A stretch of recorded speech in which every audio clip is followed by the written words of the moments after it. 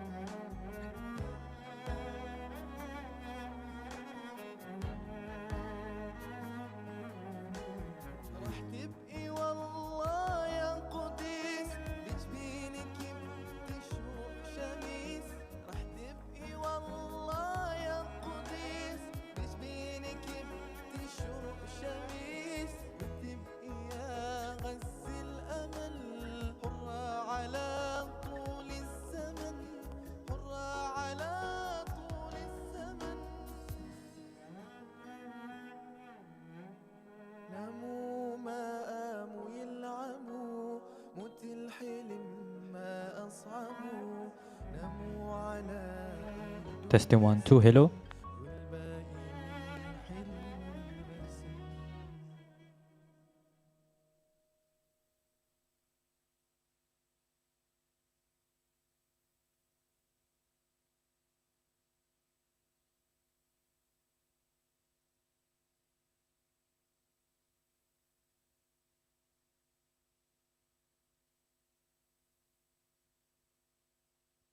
Testing 1 2. Testing 1 2.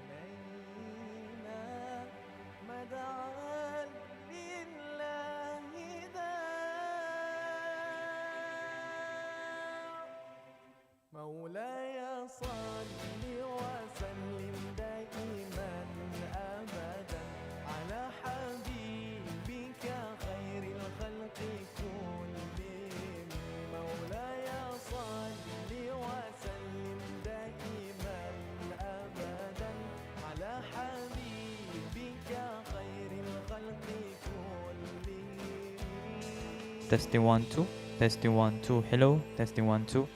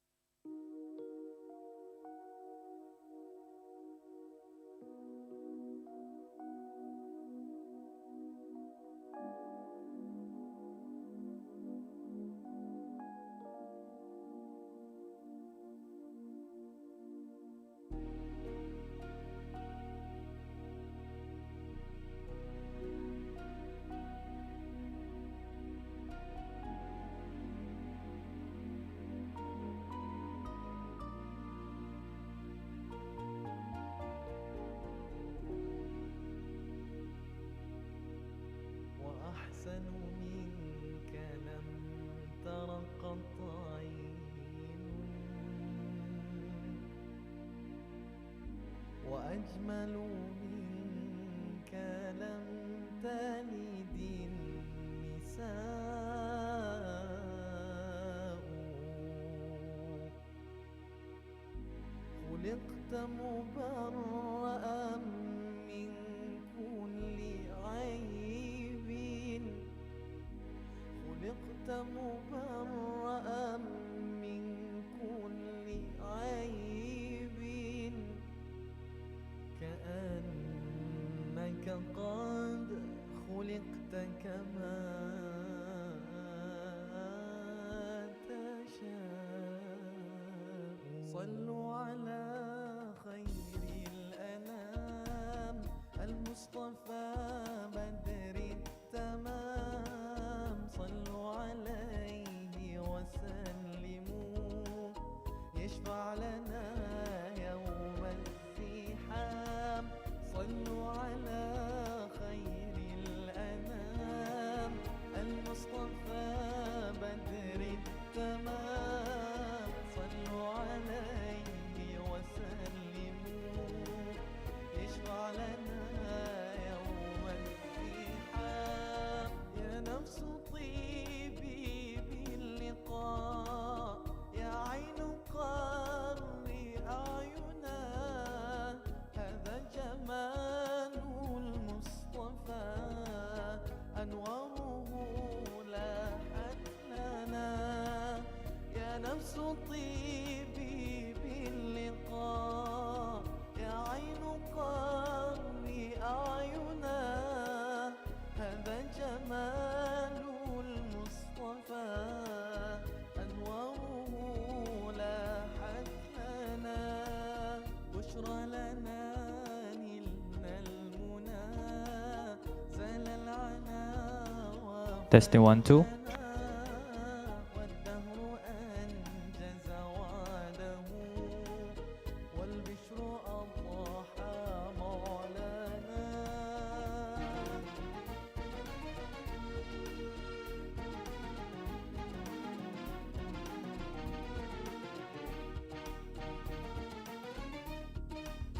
صل عليه دائما في كل حين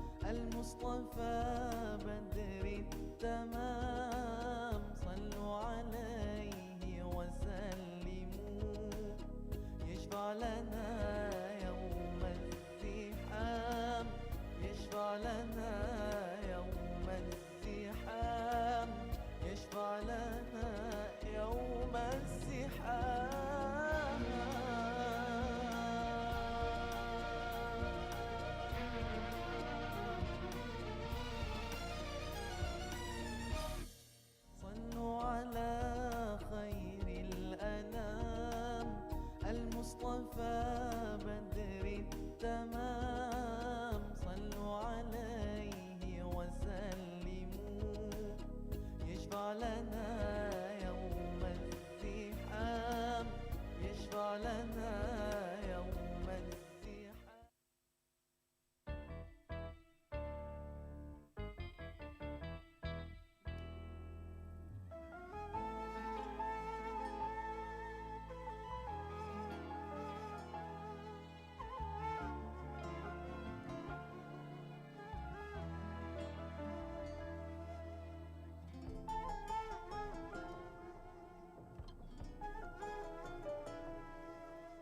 أنا الضعيف فمن ليا أنت العليم بحاليا وإليك أنت مآليا من لي سواك إلهيا.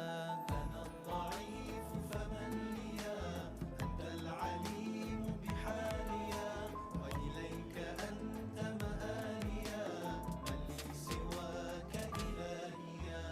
أنت الحليم يا رب أنت الكريم يا رب أنت الحليم يا رب أنت الكريم يا رب أنت الرقيب يا رب أنت المجيب دعائيا أنت المجيب دعائيا. أنا الضعيف فمن ليا أنت العليم بحاليا وإليك أنت مآليا من لي سواك إلهيا.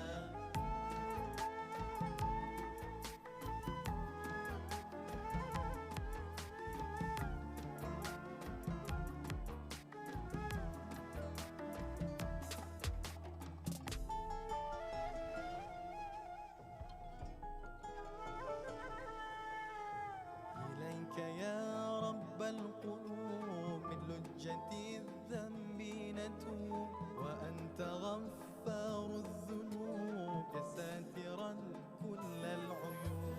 أنت الغفور يا رب أنت الشكور يا رب أنت الغفور يا رب أنت الشكور يا رب أنت البديع يا رب أنت السميع ندائيا أنت السميع ندائيا. أنا الضعيف فمن ليا أنت العليم بحاليا وإليك أنت مآليا من لي سواك إلهيا.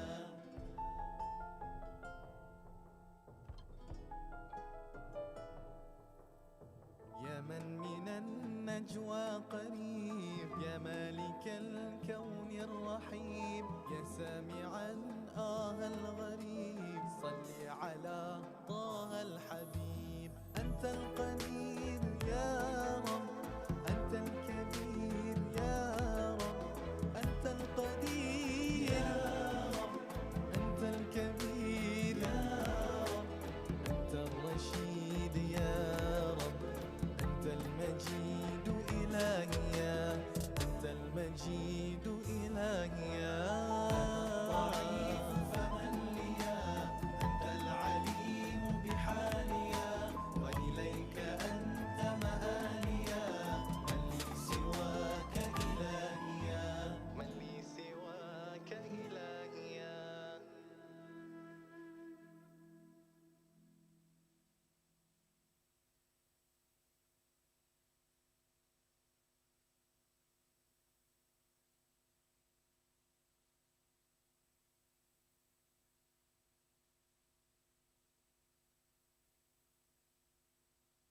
مصطفى مصطفى منبع للصفا سيد الأنبياء مشعل في الوفاء كان في عطفه اليتامى دفاع. مصطفى مصطفى منبع للصفا سيد الأنبياء مشعل في الوفاء كان في عطفه باليتامى دفاع. أن قلبي له فاض شوقا إليه ليس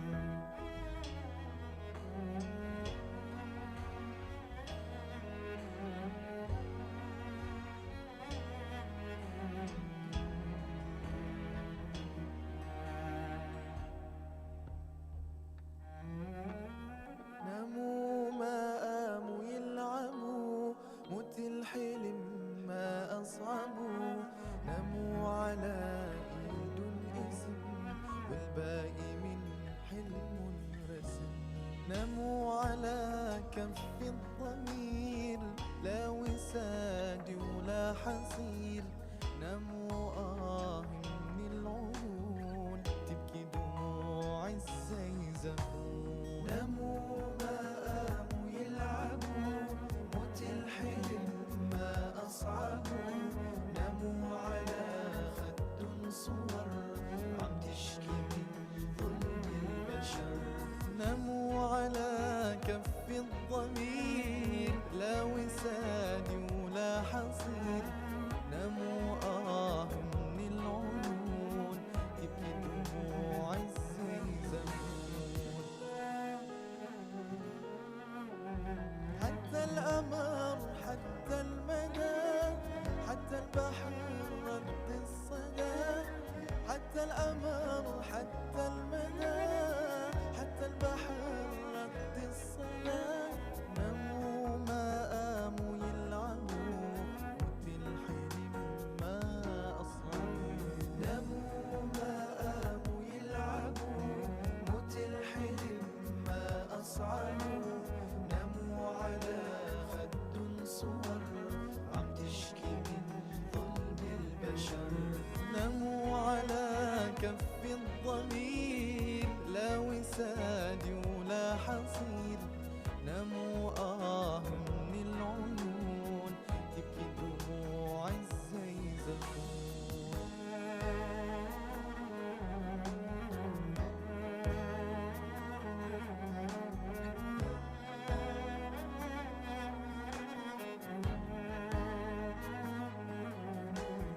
رح تبقي والله يا قديس، بجبينك بتشرق شميس. رح تبقي والله يا قديس، بجبينك بتشرق شميس. وتبقي يا غز الأمل، حرة على طول الزمن، حرة على طول الزمن. نموا ما قاموا يلعبوا، موت الحلم ما أصعبوا. نموا على إيد الاسم، والباقي من حلم الرسم.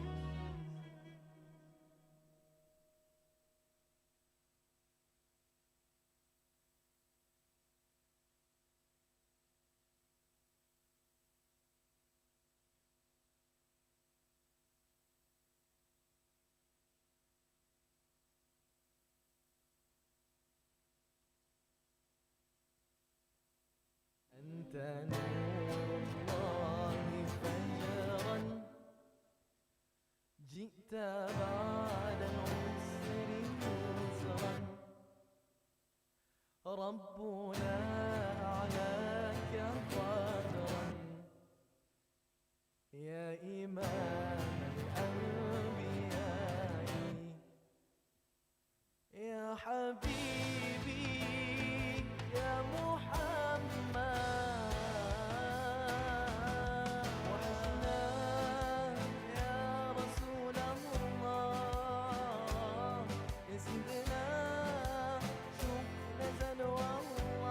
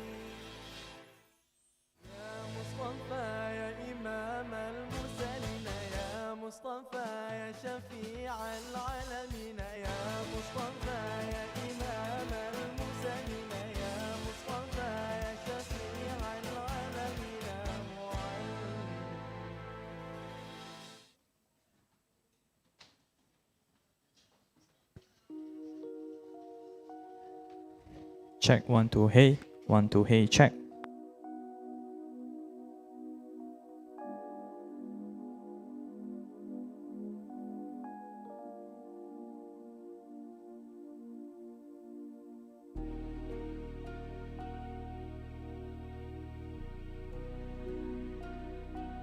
Check 1 2.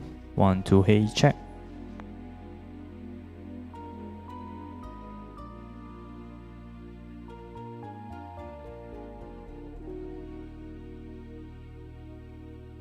وأحسن منك لم تر قط عين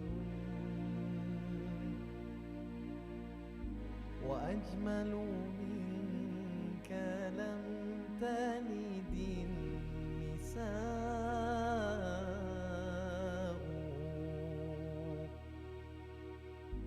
خلقت مبرأ من كل عيب خلقت مبرأ من كل عيب كأنك قد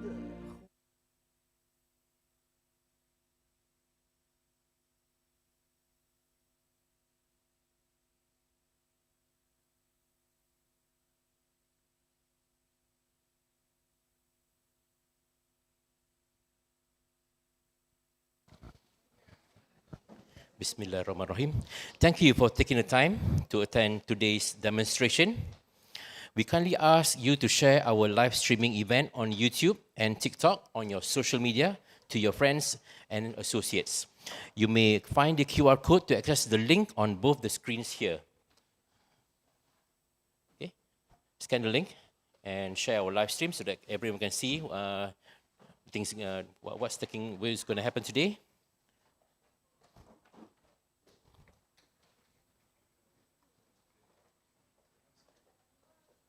Ladies and gentlemen, today's event is live streamed on our platform, YouTube and TikTok. So it would be much appreciated if you can share this link and share it to your friends and families as well.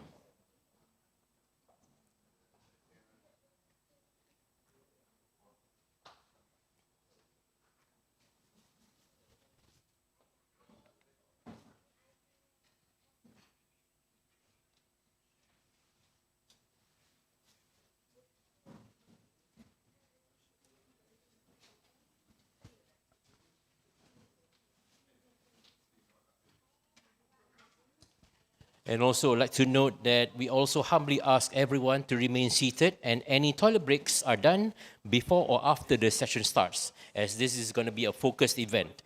And we hope that everyone can give their full attention during the presentation and demonstration. We expect this event to be concluded in 2 hours.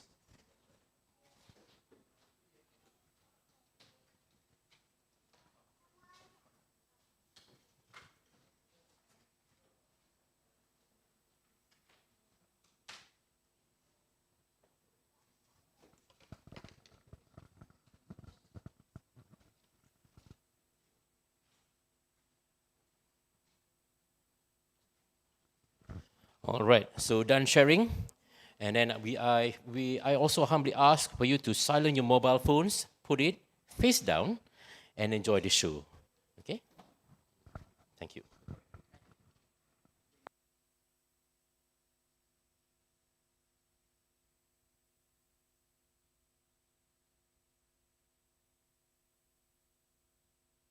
العاني والوفاء صلوا على خير الأنام المصطفى بدر التمام صلوا عليه وسلموا يشفع لنا يوم الزحام صلوا على خير الأنام المصطفى بدر التمام صلوا عليه وسلموا يشفع لنا يوم الزحام يشفع لنا يوم الزحام يشفع لنا يوم الزحام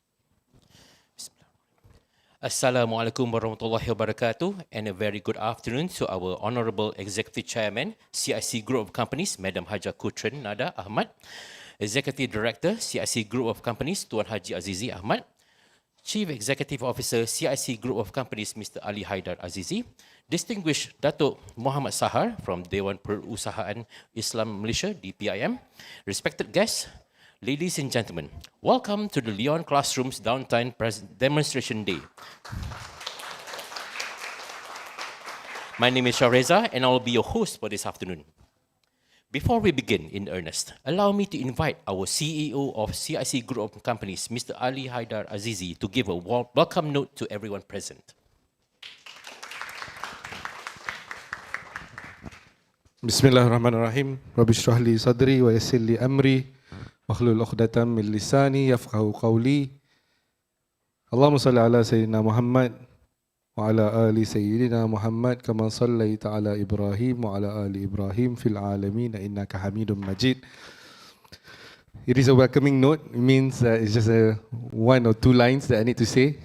I would like to firstly say thanks to all the guests, especially Datuk Saha, Madam Kutrin, Tuan Haji Azizi, and all the supporters or the early adopters of Leon Classroom, Mr. Azfar, and we wish Mr. Khairul can be here with us as well. So, my welcoming talk notes is just very simple. I would like to say thank you again, and without all of you, surely there will be no Leon Classroom today. So I hope you guys can spend time to see one of our product, Downtime, in further detail, will be presented by our COO, inshallah. Thank you very much. Assalamualaikum.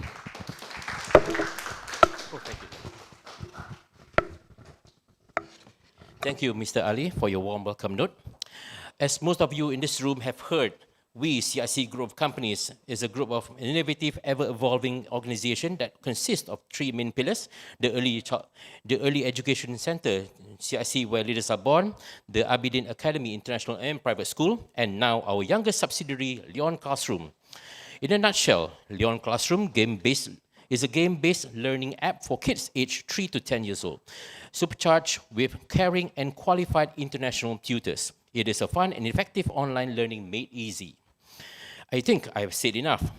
Let's not take the shine away from my colleague in introducing and running the demonstration for us. Presenting the charming, suave, and Chief Operation Officer for Leon Classroom, Mr. Haizal Omar.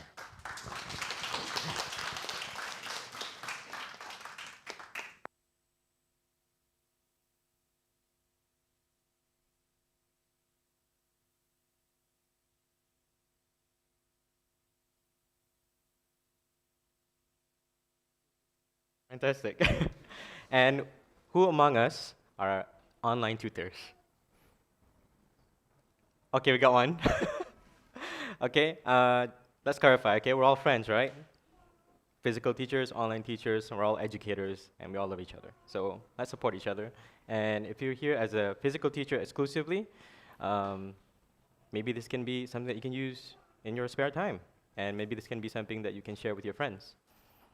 Anyway. Leon Classroom Downtime Demo.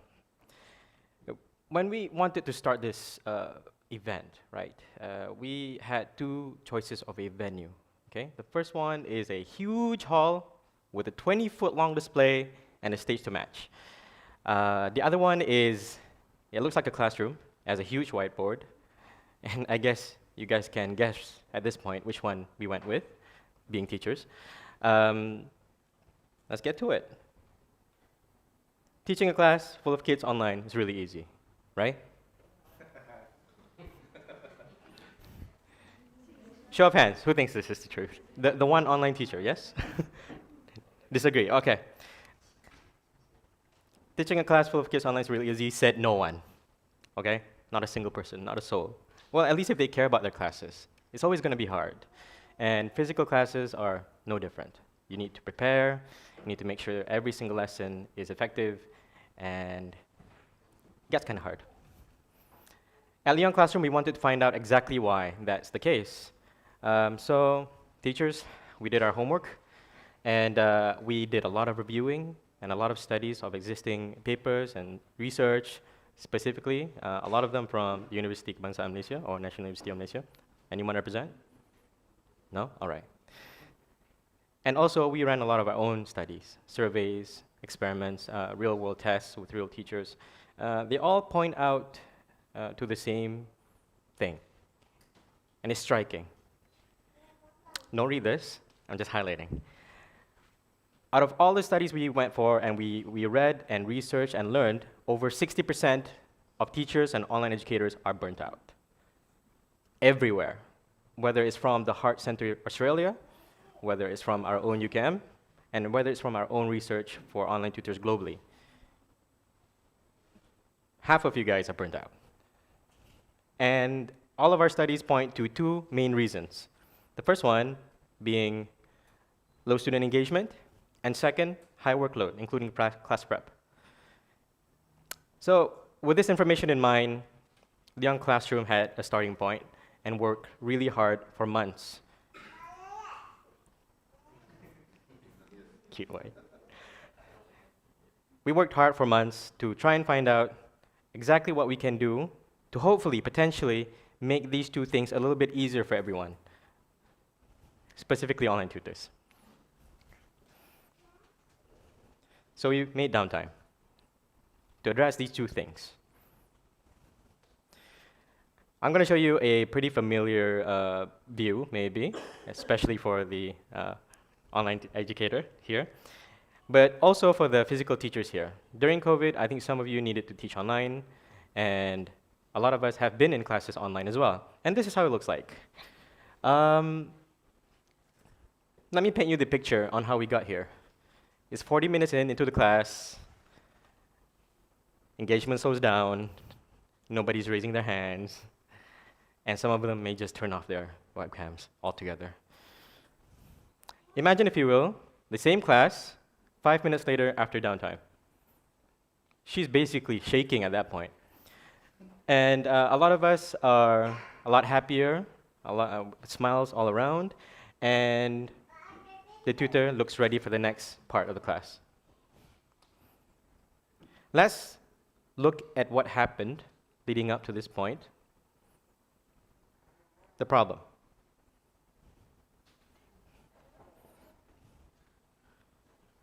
So here, I'm going to explain to you exactly what happened leading up to this point. There you go.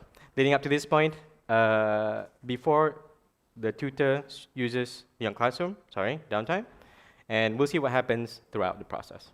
First, he simply shares his link, his classroom link, to the Downtime website. It's the first step that he does.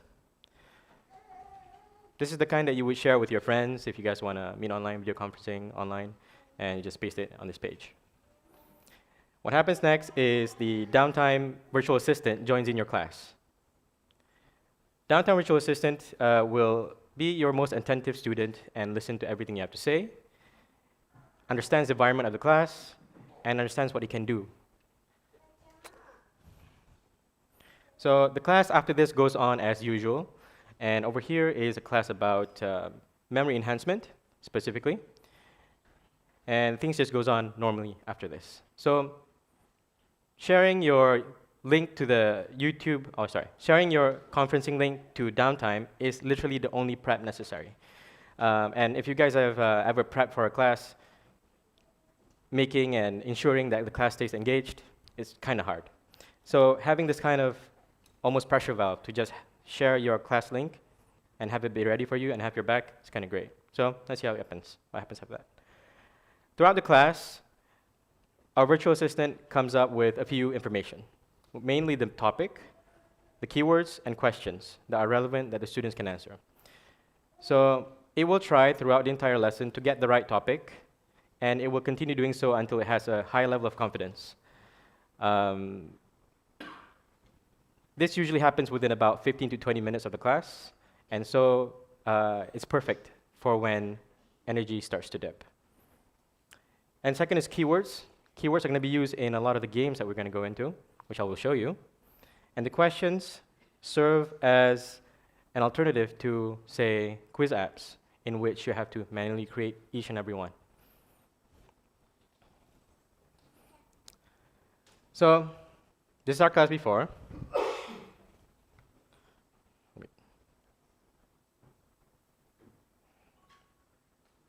This is our class before. And let me take you back in time to this point again and show you exactly what happens when the online teacher has seen that the students have disengaged. So over here, he verbally cues downtime. The video played a bit forward here. That's all right. And as you can see in the chat, a link has been shared. So let's take a closer look at that. This is how it looks. So depending on the context, it will understand what to say. And so here we see that through visuals of the participants, we saw that a lot of people wear headscarves, niqabs, burda. So one of the ways that it would salute is by giving a salam. And it will share a link. Okay, so over here, the students all have left to join the link to go and play. And the student, the tutor, what he does afterwards, it's a little bit different. He gets up and leaves. He gets up and leaves to rehydrate, stretch, and check his lesson plan.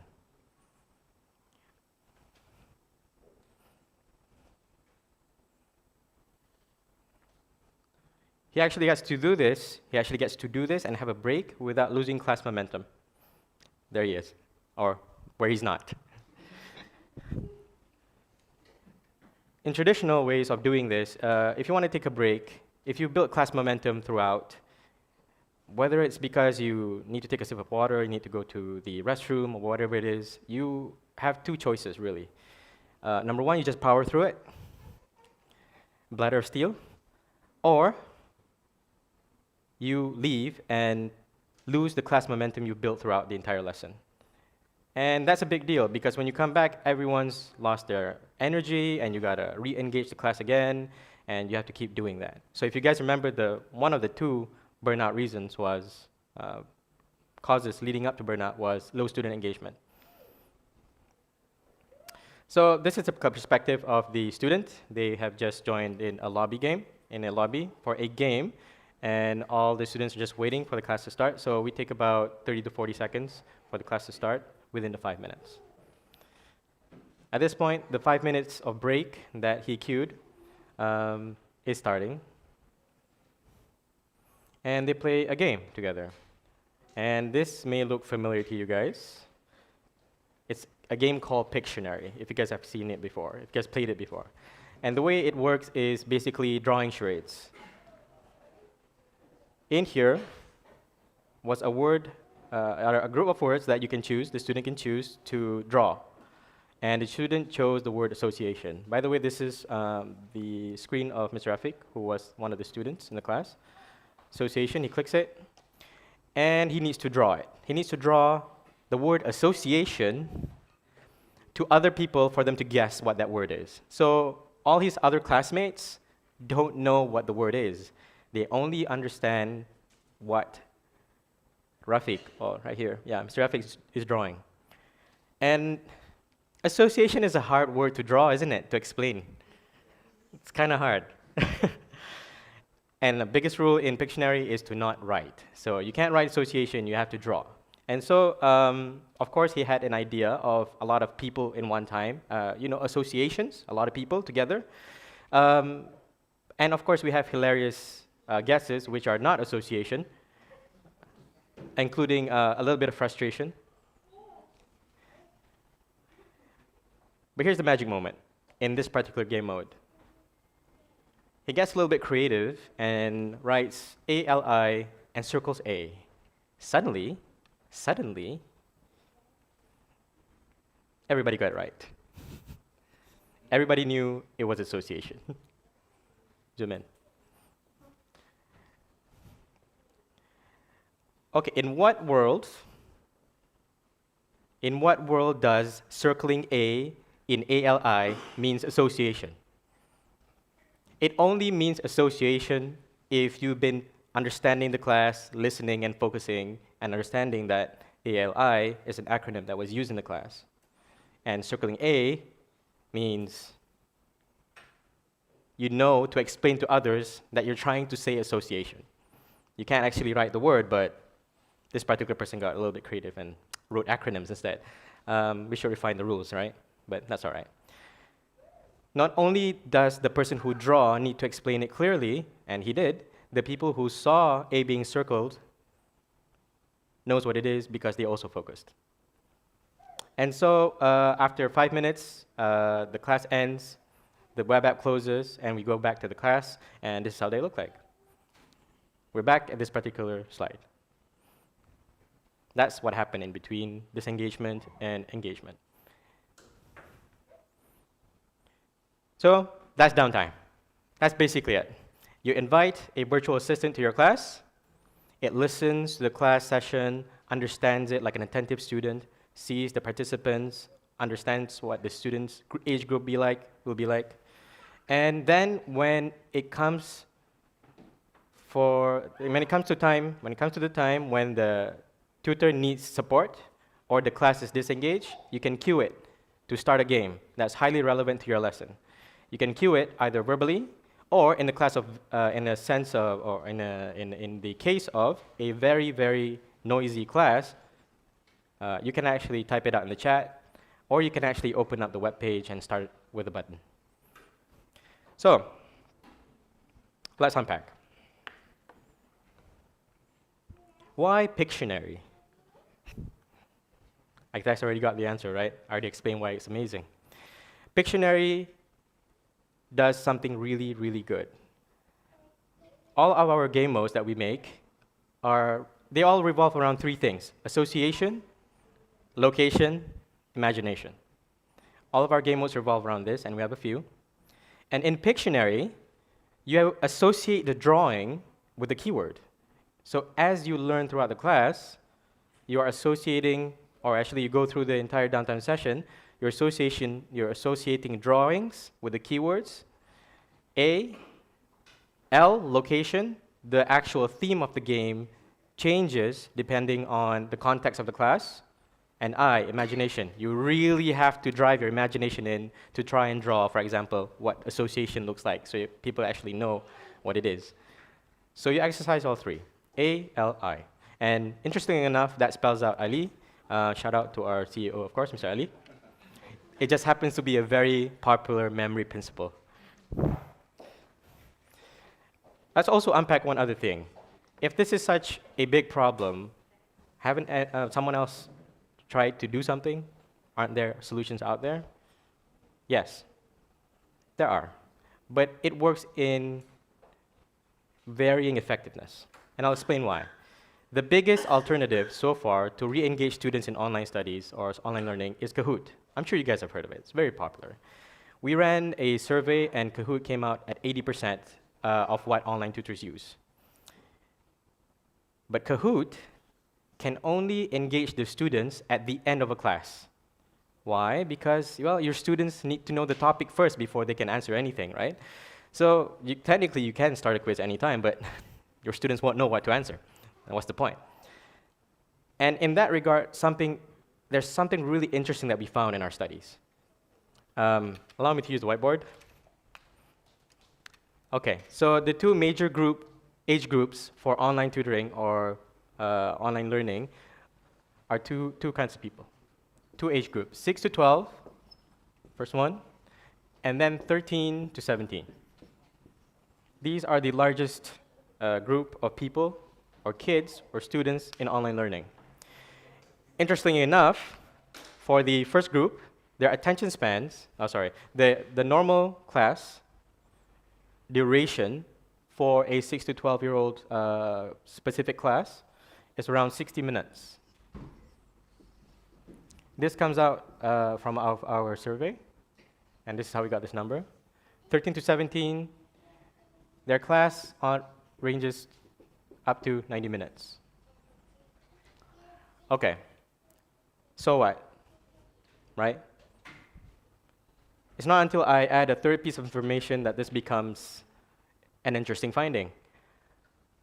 According to psychology, in order to gauge a student's ability to focus in terms of duration, you add 2 minutes to their age, 2 to 3 minutes. So we take the average, 2.5 minutes, and for 6 to 12, the average is about 15 to 30 minutes. Oops, 15 to 30 minutes. For the latter group, the older group, it is 30 minutes to 45 minutes. So now compare this to the actual class duration. So if we were to draw a graph, I really don't want to ruin this amazing drawing. Make a little graph that shows minutes. For the younger group and for the older group, the younger group, 6 to 12, 60 minutes of class runtime. Let's say this is 60 minutes. Oh, sorry, I say this is 90. Let's do 60. I can do that too, yes. Can you guys see this? Is it blocked? You guys can see it, okay. Do it here, as suggested. Okay. So, for 6 to 12-year-olds and 13 to 17-year-olds, the class average duration is 60 minutes for the younger group and 90 minutes for the older group. But the attention spans of 6 to 12-year-olds are 15 to 30 minutes. So we take an average, it's about 17.5. 13 to 17-year-olds, their class run up to 90 minutes, and their focus goes around 30 to 45, so let's say 37, 38 minutes. Oops. 38 minutes.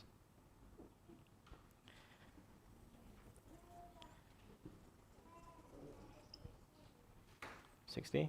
$60? No, not this one. I'm great at making graphs. I trust you. I trust you, believe me. 13, 18. So, okay, here's the thing. This is the maximum or average class duration for the younger group, and this is how much they can focus. And this is the average runtime for the older group, and this is how much they can focus. So what do we learn from this? We learned that for online class sessions, for the younger group and the older group, classes can run 2 to 4 times longer than they can actually focus. So if a class disengages, it's not the fault of a bad tutor. It's just psychological. It's unavoidable. And if we wait to the end of the class to start re-engaging the students, such as with Kahoot, the student would have lost pretty much half the class. The entire half of the class is gone. And this is from studies, again, backed up by existing studies. That's why Downtime was specifically designed to be started at any time. After about 15 minutes to 20 minutes of context, it has the right amount of confidence in the context to start relevant games, but it can also be started before. It's just that it's not going to be exactly accurate. And the longer you let it run, the more accurate it becomes, and the more rich the ability it has to serve games.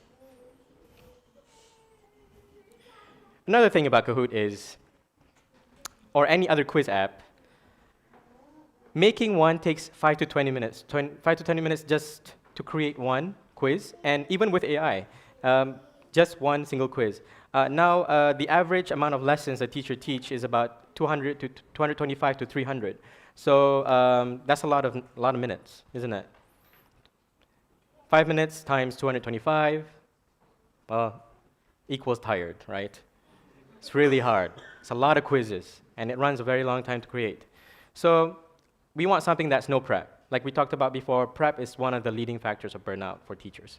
So we want something to actually help instead of making them more tired. So that's why, again, Downtime was designed specifically to be no prep. So you can start at any time when students disengage, instead of having to wait at the end of the class. And second, no prep. Okay, and the third one, and this is, as far as I know, is kind of unique to our product. And it is a combination of all these three that makes it such a nice offering. The fact that you can't take a break prior to this with normal tools, because you just have to be there to be the intervention, means you have to sit there. Every time you re-engage the students, you have to be there actively Maybe you crack a joke, maybe you tell stories. For example, Teacher Asri, I'm sure he's very charismatic in the class. And what happens when you do that for years? Day in, day out, every day, every week. Well, maybe you run out of jokes. But more importantly, you get a little bit tired. Sometimes you want a little bit of help, right? And this is what we're actually trying to do. We want to create something that's actually helpful, that actually helps you and supports you in class, rather than forcing you or telling you to be more productive. Maybe it's good to take a step back and have some support instead. And so that's what we want to do.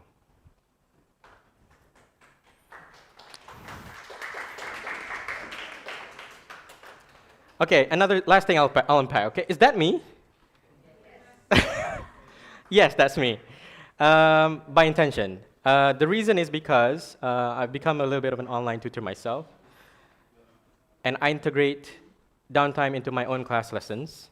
The reason is because, well, before I get to that, I also, well, I wouldn't want to say the word force, but I ensure all my staff, whether they are illustrators, like Mr. Reza, whether they are copywriters, PR execs, all of them will have to run at least one online class with Downtime. We all have to experience Downtime, how to use it, if it's effective, if it's not, and would it be something we actually want to use ourselves? And I love, the best part of that is, it's great when you create tools for other people to use, but it's not great when you create those tools, but you wouldn't use it yourself for your own life. And so we make it a point to test it ourselves, to understand more about the position and the vantage point of actual online teachers, and so we can actually do it well enough. We also had a lot of classes with real online tutors as well, executing Downtime, one of them with Ms. Aswa. Of course, that was an interesting experience. And we ran with a few online tutors as well, and right now we're at about half a dozen of real-world classes, which is why you guys are here, and this is one of the reasons why we're having demo day.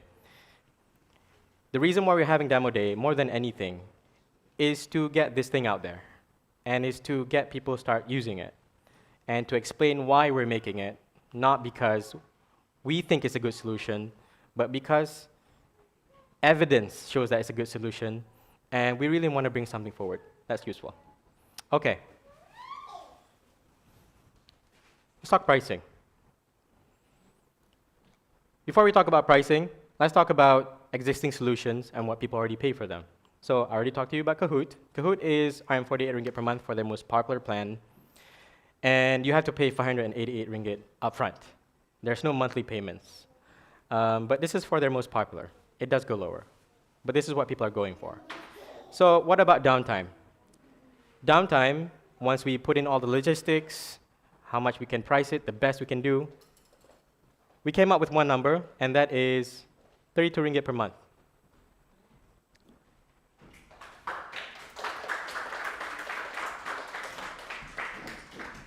So 32 ringgit per month for a virtual assistant that always has your back anytime during class, doesn't let you do more work, in fact, wouldn't like it, because it's his job, or its job, I guess. And it lets you take a break, actually, take a breather during class for you to come back in 5 minutes. And when you come back, everyone's happy. You didn't lose class momentum. I think it's a good deal. So I want to show our gratitude from the Young Classroom for everyone joining in today, whether live or online. We're opening up early access for 22nd of December at just 22 ringgit a month. So that's half of the monthly cost of Kahoot's most popular plan, and you don't have to pay up front. So okay, what happens when you scan this link? You'll join our waitlist. So on the 22nd of December, we're going to remind you to join our launch, and if you feel at that time Downtime is exactly what you're looking for, we're more than happy to have you on board, and we invite you. Not only that, if you have any ideas or suggestions, you may do so. At Leon Classroom, we try to create the most incredibly useful tools for tutors, and we just can't do that without real educators telling us exactly what they're facing. Our mission is clear, but we need the people to tell us, we need the right people to tell us exactly how it's like, how we can help. Research can only do so much. And after all the talking that we did with multiple online tutors, we learned that direct talking, meeting people and talking over video call is a lot more rich and a lot more conclusive and exactly what we need to do. So this is how it looks like when you scan it. You have to put your name and address, of course, because we'll remind you. Additionally, there's a field for you to write to us. So let's say you've had an idea for an amazing educational app for years, and you haven't gotten around to it, or you think you haven't met the right people to build it. Well, what if we're the right people? What if we can get it realized? Again, we can only create our research based on studies and interviews, but you guys live it. You guys live it every day. And if you have an idea, we'll be happy to hear it. And not only that, you will just get automatically inducted into the early access program and the special price that we're offering, which will end in about 2 hours. An hour, 58 minutes. Exactly. So do it now, scan, be part of the team, be part of the journey. We'd love to have you on board. Please do, and tell us your thoughts and feelings if you feel like this is worth the time.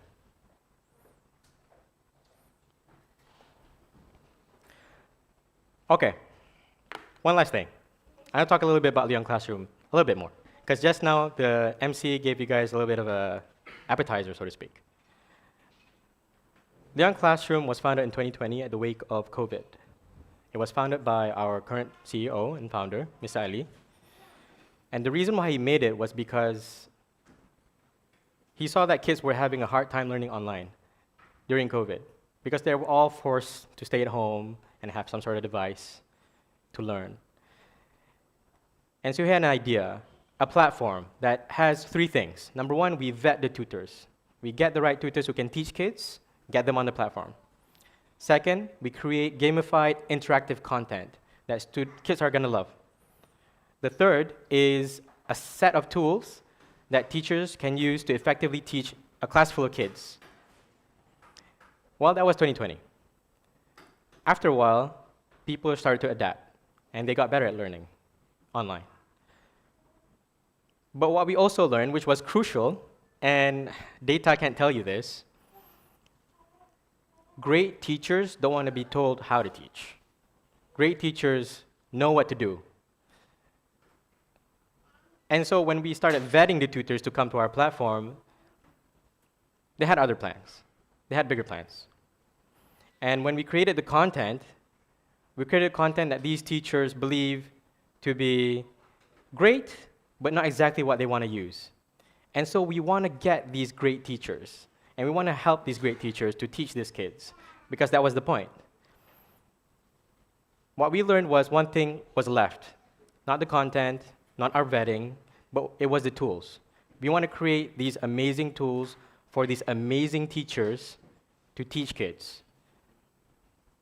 And a lot of edutech companies should really learn this. It's not our technology that makes it great. It's our technology should be used to empower the people who are already making it great and making it even better. The teachers are the ones who are making it. We're just there to help around. So that's it from me. Thank you very much.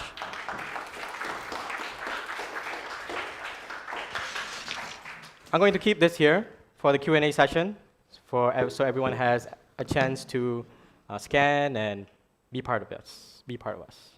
So yes, any questions for anybody?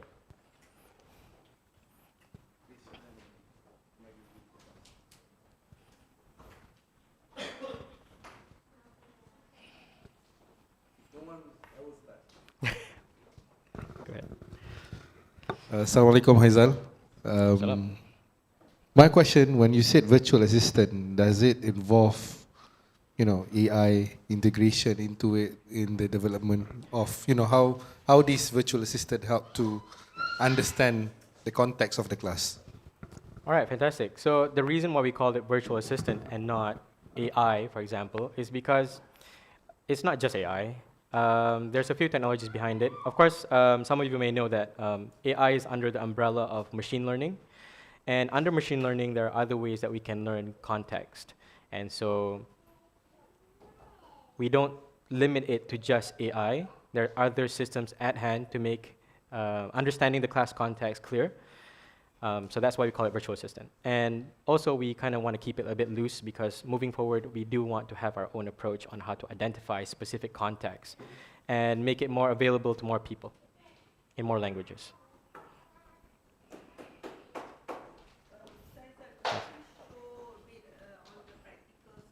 Okay. I'm the teacher by myself, but I teach adults.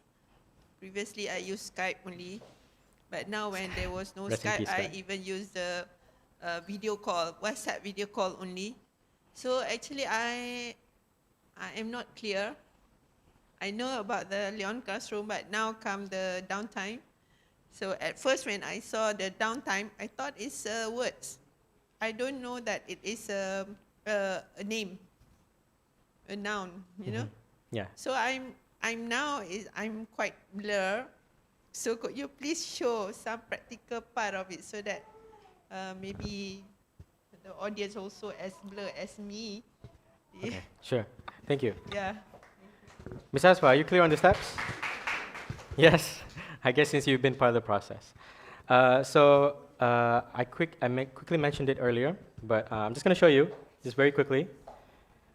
So when it comes to teaching a class, of course, since you teach a class, there's some prep time involved. There's some research that needs to be done, some studies before you start the class.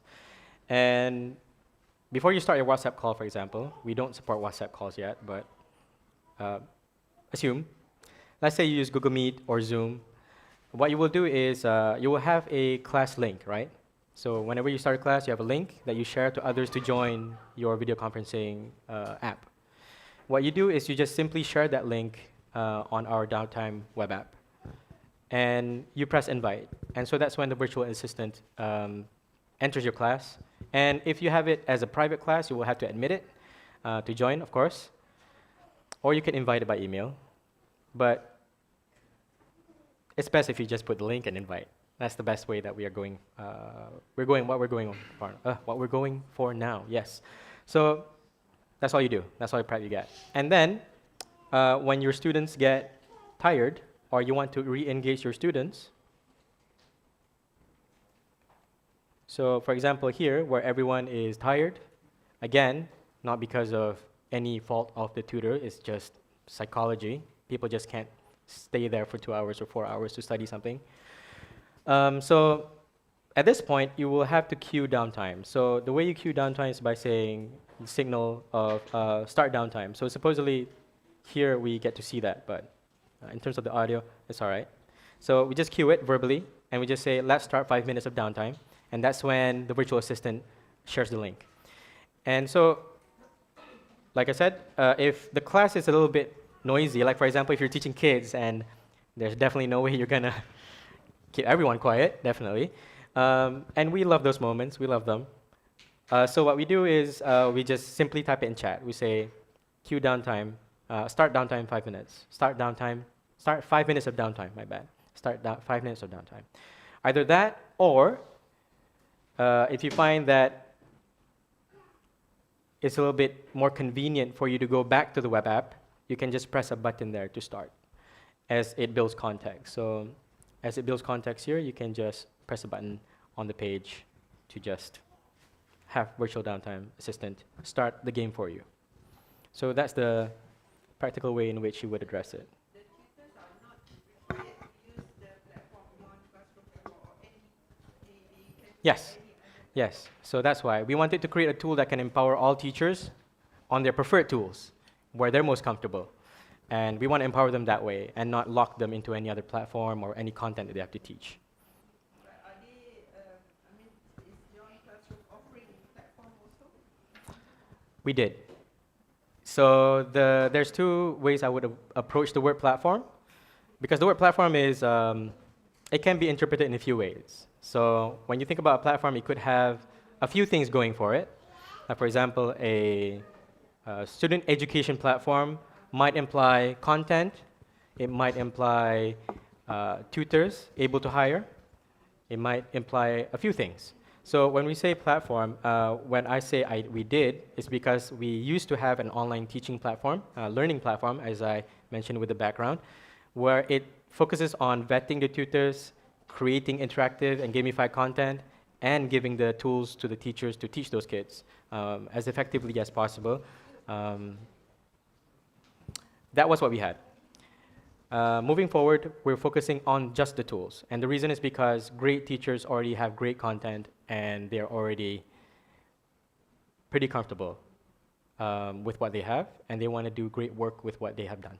And usually when you create any kind of preparation for a class, it becomes a bit of an asset, isn't it? Because the next time you have a similar class, you can just bring up something similar and it works. Well, what we learned was if you try and go against that, it doesn't really help them, in which that they have to create all these new assets. It actually gives more work rather than help. And so we want something that doesn't need more work. Yeah. And so we just focus on the tools. Kahoot.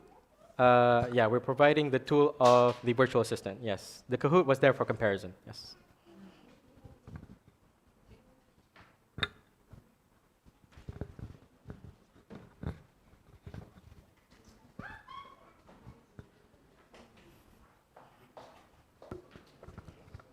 Test. Okay, Assalamualaikum. So my name is Mr. Farid. I'm teaching here in private secondary school. I just don't understand. So basically, Leon Classroom is a tool that help you just to fill up the free time. Like if you want to break for 5 minutes, so it will help you for 5 minutes.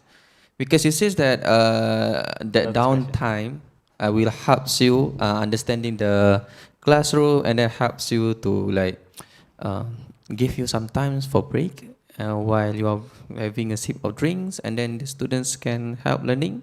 So how you make sure that the student will understand the whole class that you teach? Because as you know, teachers, we have that one thing called lesson plan. So we plan the whole class, whether the students need to learn something, and then what they should do for the whole class for 1 hour, what we're planning for 1 hour. Because Leon didn't know what we're planning for the whole class, right? Sorry, Leon, the downtime, right? So they were preparing us for something for us to have a break. Is it the only objective, or how? Because I cannot understand how we can use this in our class to make sure that we fill up the objective of the class. Okay, great question. I love that. Thank you. Thank you. Were you here from the start? Were you here from the start? Okay. So made this joke. And what we learned was through a lot of studies and surveys, even from established universities, half of educators are burnt out. Yeah, that was the premise, right? And so we wanted to know exactly why that is. And they all point out to these two things: low student engagement and high workload, including class prep. Of course, you can have a class outline. Yeah, of course, you work hard on it, definitely. But from the day-to-day moments in a class, when students disengage, you have to still engage them on the fly, right? So it's not something you can prepare in a lesson plan all the time, definitely. And so the idea of re-engaging students is a big deal, because it's the backbone of learning, if you think about it. Because if students stay disengaged, they don't learn. And so re-engaging the student is a huge thing. So this is what Downtime aims to do, which is it wants to help or assist or facilitate the transition from disengagement to engagement. And can teachers do that? Yeah, can teachers do that themselves? Yeah, definitely. You guys do that all the time. Definitely. You guys got jokes and stories. Teachers are the most interesting people you can talk to. Definitely. But if you do that day in, day out, every day, it becomes, well, part of the statistic of low student engagement. And this is not something we came up with. This is just the state of things. And so we wanted help there, or create something that can at least ease that. So how do we do that? Well, we create a tool that doesn't require extra prep. That means you already have your lesson plan. Fantastic. And what you do next is before your class starts, you just invite Downtime, the virtual assistant, to join your class. And throughout the class, it will learn your context, the context of your class.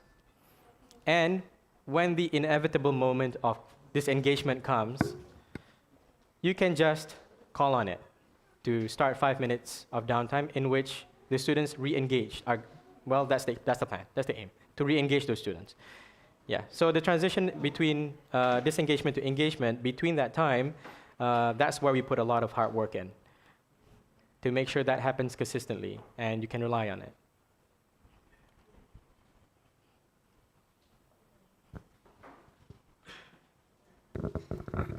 Hi, I'm Fatin Farhana. I'm a private tutor.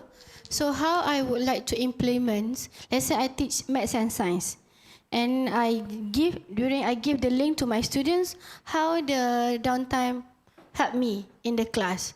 Okay, that was you said that because I've just arrived just now. So you said that to engage the students. So let's say I'm teach, how the virtual assistants will help my students and me in the class. Thank you. Okay, so that was math and? Sorry? Science, math and science. Okay, so let's start with science. Let's say you're teaching something about, would photosynthesis be a topic? Would that be a topic that you would teach? Let's say photosynthesis. Would that be a subtopic that you teach under science that you're teaching? Or what? Give me a subtopic, for example, that you teach. Photosynthesis, can? Oh, okay, all right. Yeah, So let's go with photosynthesis. That was an assumption.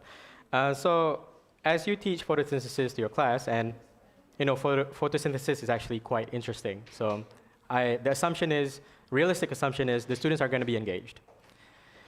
But it's only maybe when you add a lot of examples that they start to tune out, right? And so this is when you want them to have a little bit of fun.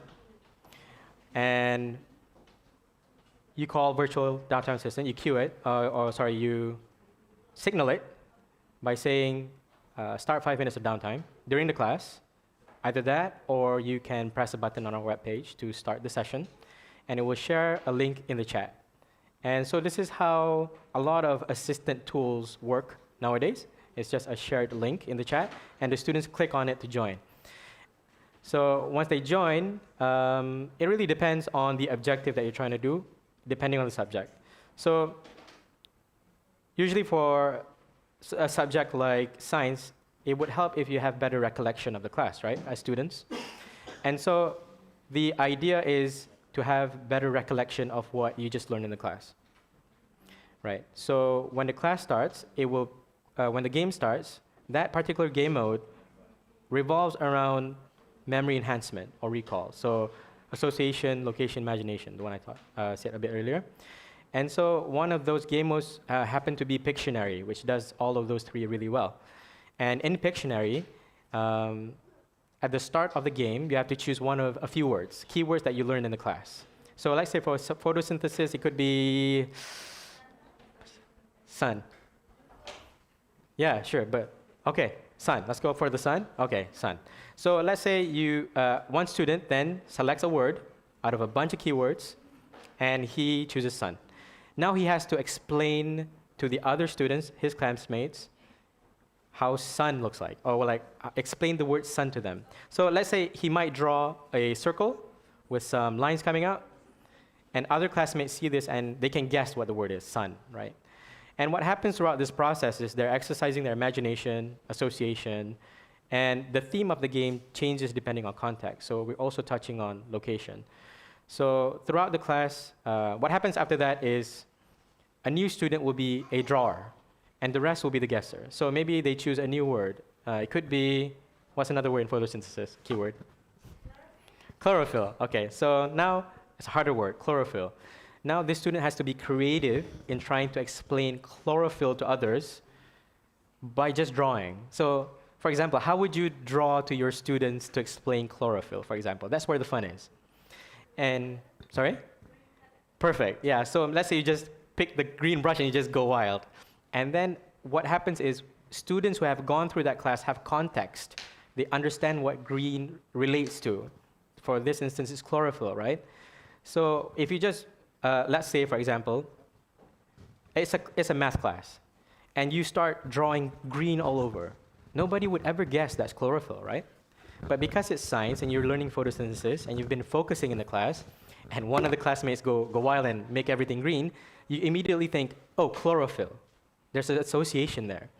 And that could be one of the guesses that the students would make.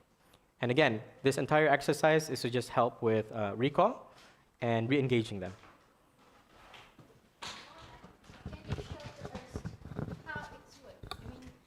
Let's say maybe some of us blur a bit, and let's say how the visual work. I mean, you show us the practical. Okay. How it works. Okay.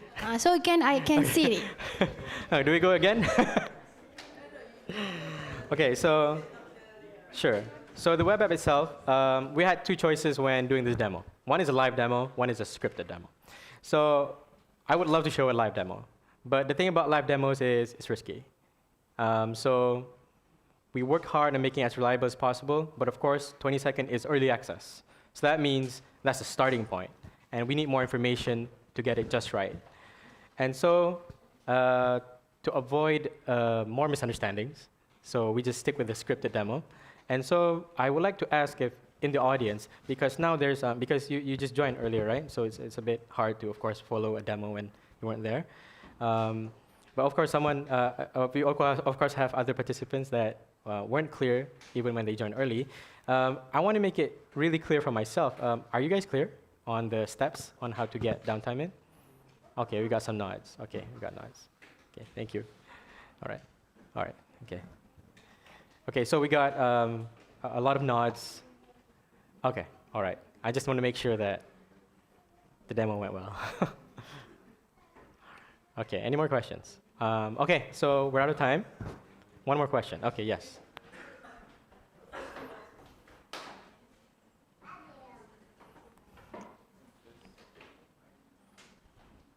All right, That's a set. so I'm a teacher from Abidin Private Secondary School.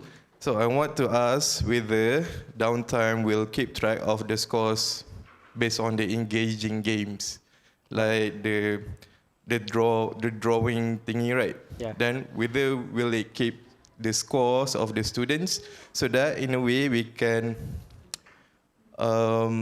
see it as a form of assessment to gauge our students' understanding or like to identify which students. Thank you. Fantastic. Thank you so much for asking that. The scores that you get from the Pictionary game, for example, when you draw well enough that people can guess what you're drawing, you get extra points. When you draw something that you can't draw, I'll start with the points. When you draw something that people can't guess or your classmates can't guess, you don't get points. So if you were able to articulate what you learned in the class through drawings clearly, you are rewarded for that, first. And second, as a guesser watching someone draw, if you can guess what they're drawing quickly or easily, that is an indicator, not an absolute one, but an indicator that you understand what he's trying to say. Like, for example, the chlorophyll example earlier, when it was just green, and you could guess that it was chlorophyll. So that means you were focusing, right? So we reward students who focus in class as well. And so all those points, they aggregate, and they become ranking. But I didn't showcase the particular UI for the students' scores because that one is in our roadmap. But hearing you say that, then that means it must be an important thing. So we'll be sure to make that our priority. One of our main goals in this roadmap is to make sure that no student gets left behind. And so when we gauge that there are students who are more active, more engaged, and able to explain clearly, those students, well, they're star players, right? We love them. But then there are students who are not so engaged. They can't explain things clearly. And when we can identify them, of course, we should help them, right? So this particular feature is in our roadmap, inshallah. Thank you, sir. Okay, so that concludes the Q&A. Thank you so much. Thank you very much. Thank you very much, Mr. Haiza, for that illuminating demonstration. Ladies and gentlemen, I'd like to call your attention to this card placed on your desk. Oh, can you get the QR? If you can, Can you get the if QR, we can please? get your feedback and Yeah. thoughts on the presentation just now done by Mr. Haiza, it will be much appreciated, and can fill up the form here. And after filling up, you can just leave it on the desk for our team to collect later.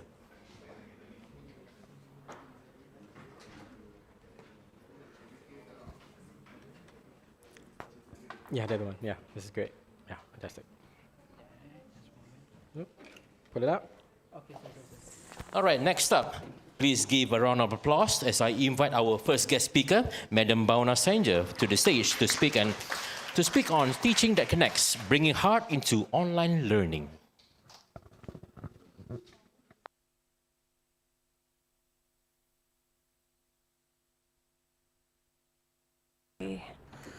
Okay. So I will just fix certain things first because I have magic. I'm going to show all of you magic. The magic of teaching. Okay. Okay, I'm going to keep it for my reference. So, I'm good. Okay, so good afternoon, everyone. I am going to say Assalamu alaikum to all of you. I am teacher Bhawna, and some of you know me as Ms. B. Because I'm always busy, I buzz like bee, and I am a queen bee because I know how to get the work done. Now, you all know, but if you don't know, I've been working as a teacher, English as a first language for last 15 years. And I've been a teacher since I was 4 years old. Now, you must be guessing, and some of you know what I'm talking about because I followed my mother all the time because my mother was a principal. So I had no way I have to follow her. So I followed, and somehow I didn't like it. You know how it is when you have to follow every day. You have to follow the rule. You have to do your best because you are the son or the daughter of a teacher or a principal. So it was a lot of pressure on me, and I decided, no, I am not going to be a teacher. I told my mother, no, I don't want to be a teacher. But, when teaching is your calling, you cannot do anything. You have to do it. So, what happened? I landed in Malaysia and became a mother. And then, after becoming mother, I never wanted to put my child in daycare. So what I did, I was like, no, I'm going to carry my son everywhere I'm going to go. So that's how my journey as a teacher started. And by the God's grace, I was really lucky enough to be a part of the university where they allowed me to bring my son. So that's how our journey started as a teacher. Not me, my son also.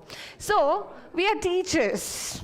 Now, my focus today is teaching that connects. Okay? Connection, which is very, very important. But a teacher is always a teacher. So teaching for me is not just teaching. Teaching is not just delivering lesson, it is building bridges. So I want to ask all of you, what do you think? Why? Okay, sorry. Okay, sorry. So sorry, I'm not that great. I'm a dinosaur when it comes to technology. Okay, so I'm learning. I have learned a lot from Downtime, and I'm going to involve that later in my presentation, which was not a part, but I am so inspired. So, now, why connection matters? Do you agree, first of all, connection matters? Mr. Jamal, what do you think? Do you think connection matters when you teach? Why do you think?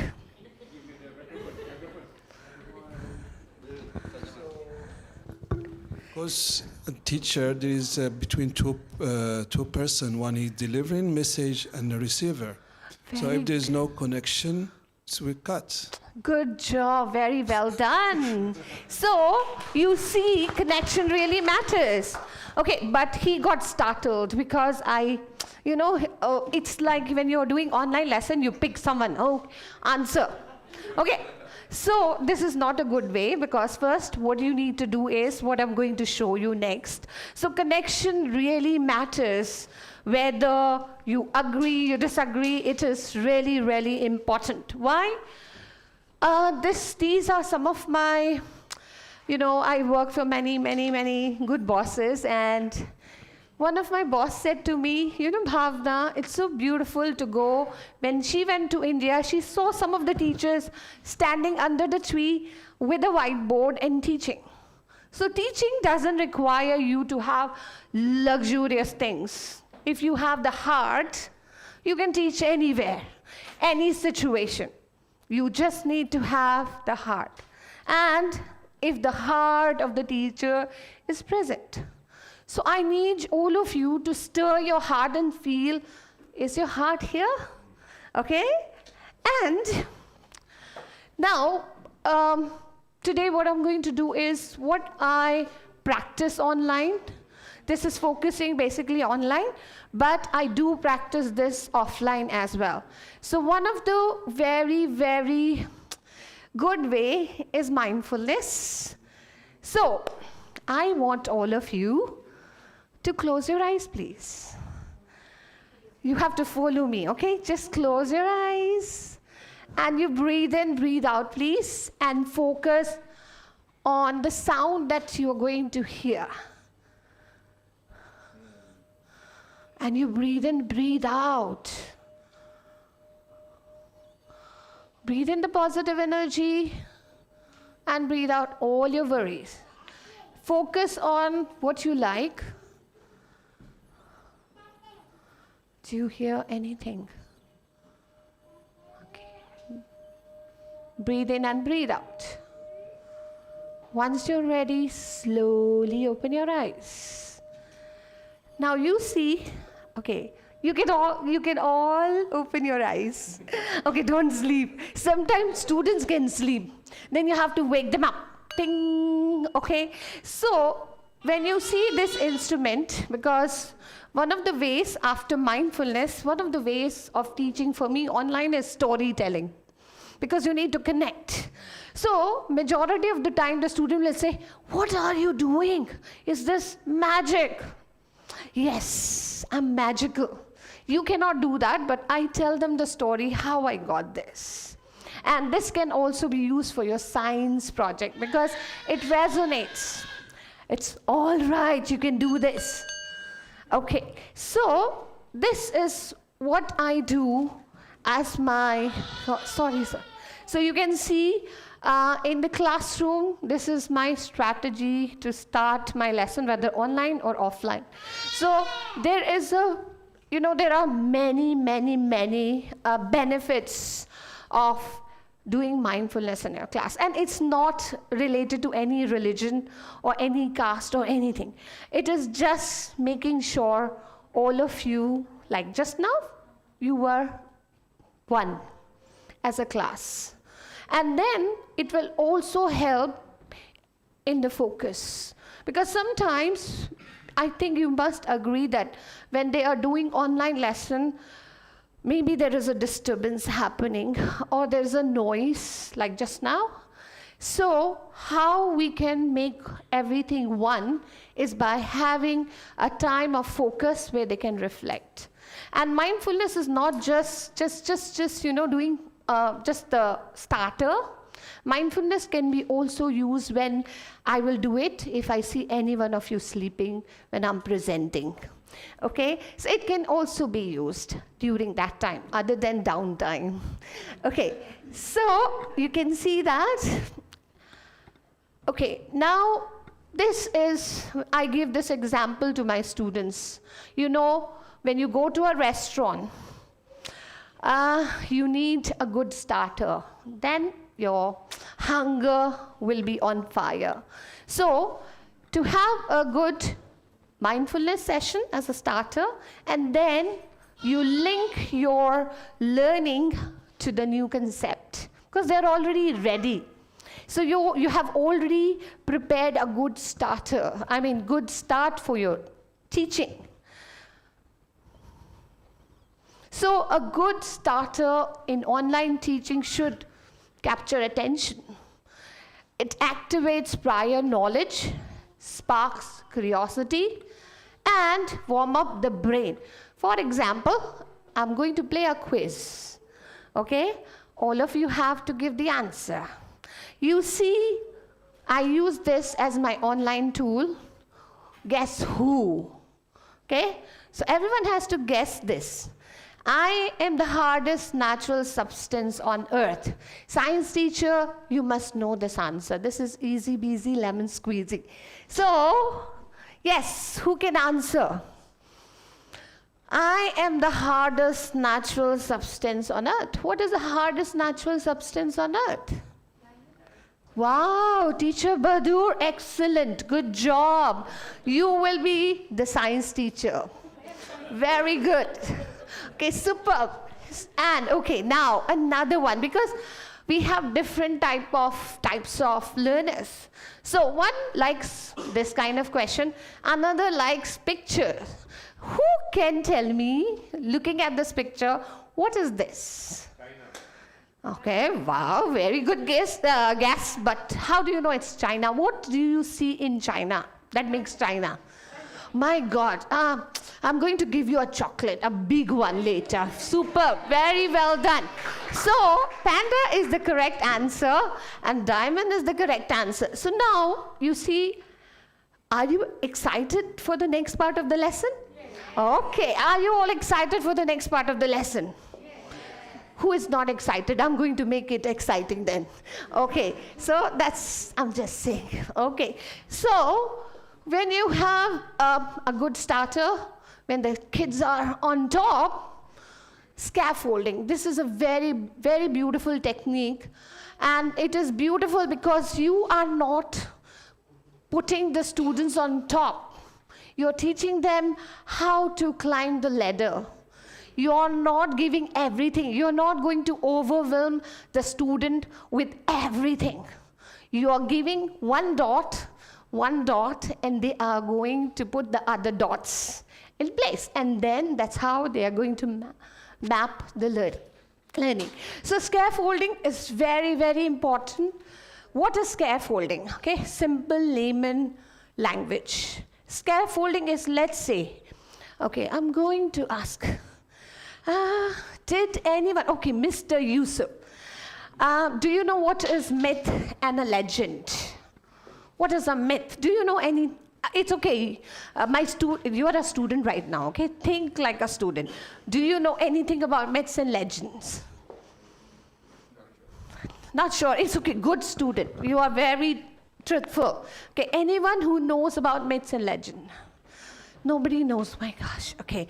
But I'm a good teacher, so I'm going to tell you a little bit. And then you need to tell me whether I'm doing scaffolding or not.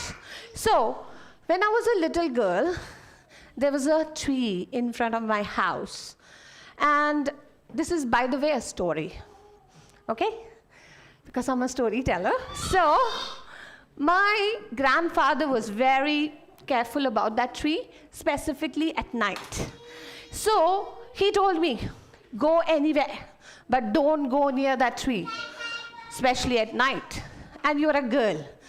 And you know, whenever they say girl, I was like, now I need to discover what is it. So I didn't challenge him because I respected him and I never went. But I started researching, reading book, why that specific tree I can't go near. And I got to know that tree is called, there are two trees like that.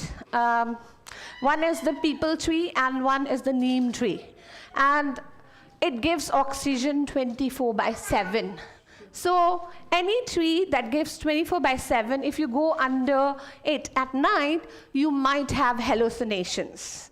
And people in India, they used to think they got spirit or possessed. So that was the reason he told me. So it is an example of what? Myth or a legend. Do you all hear something like that from your grandparents? Oh, don't do this, this will happen. Don't do that, this will happen. For example, Chinese New Year. If any one of you is a Chinese, you know the story of Nian. So these are all stories.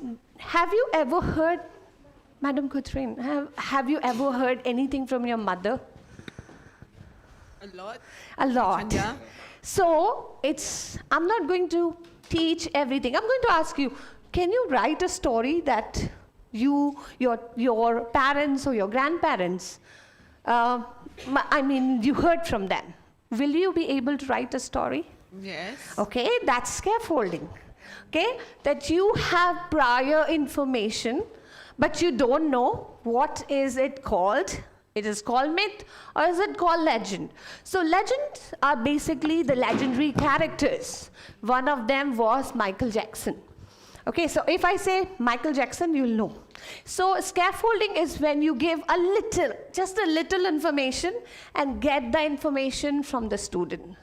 So you will see, oh, they'll be so excited. Yes, yes, Ms. Bhawna, I remember my grandfather told me, do this, do that.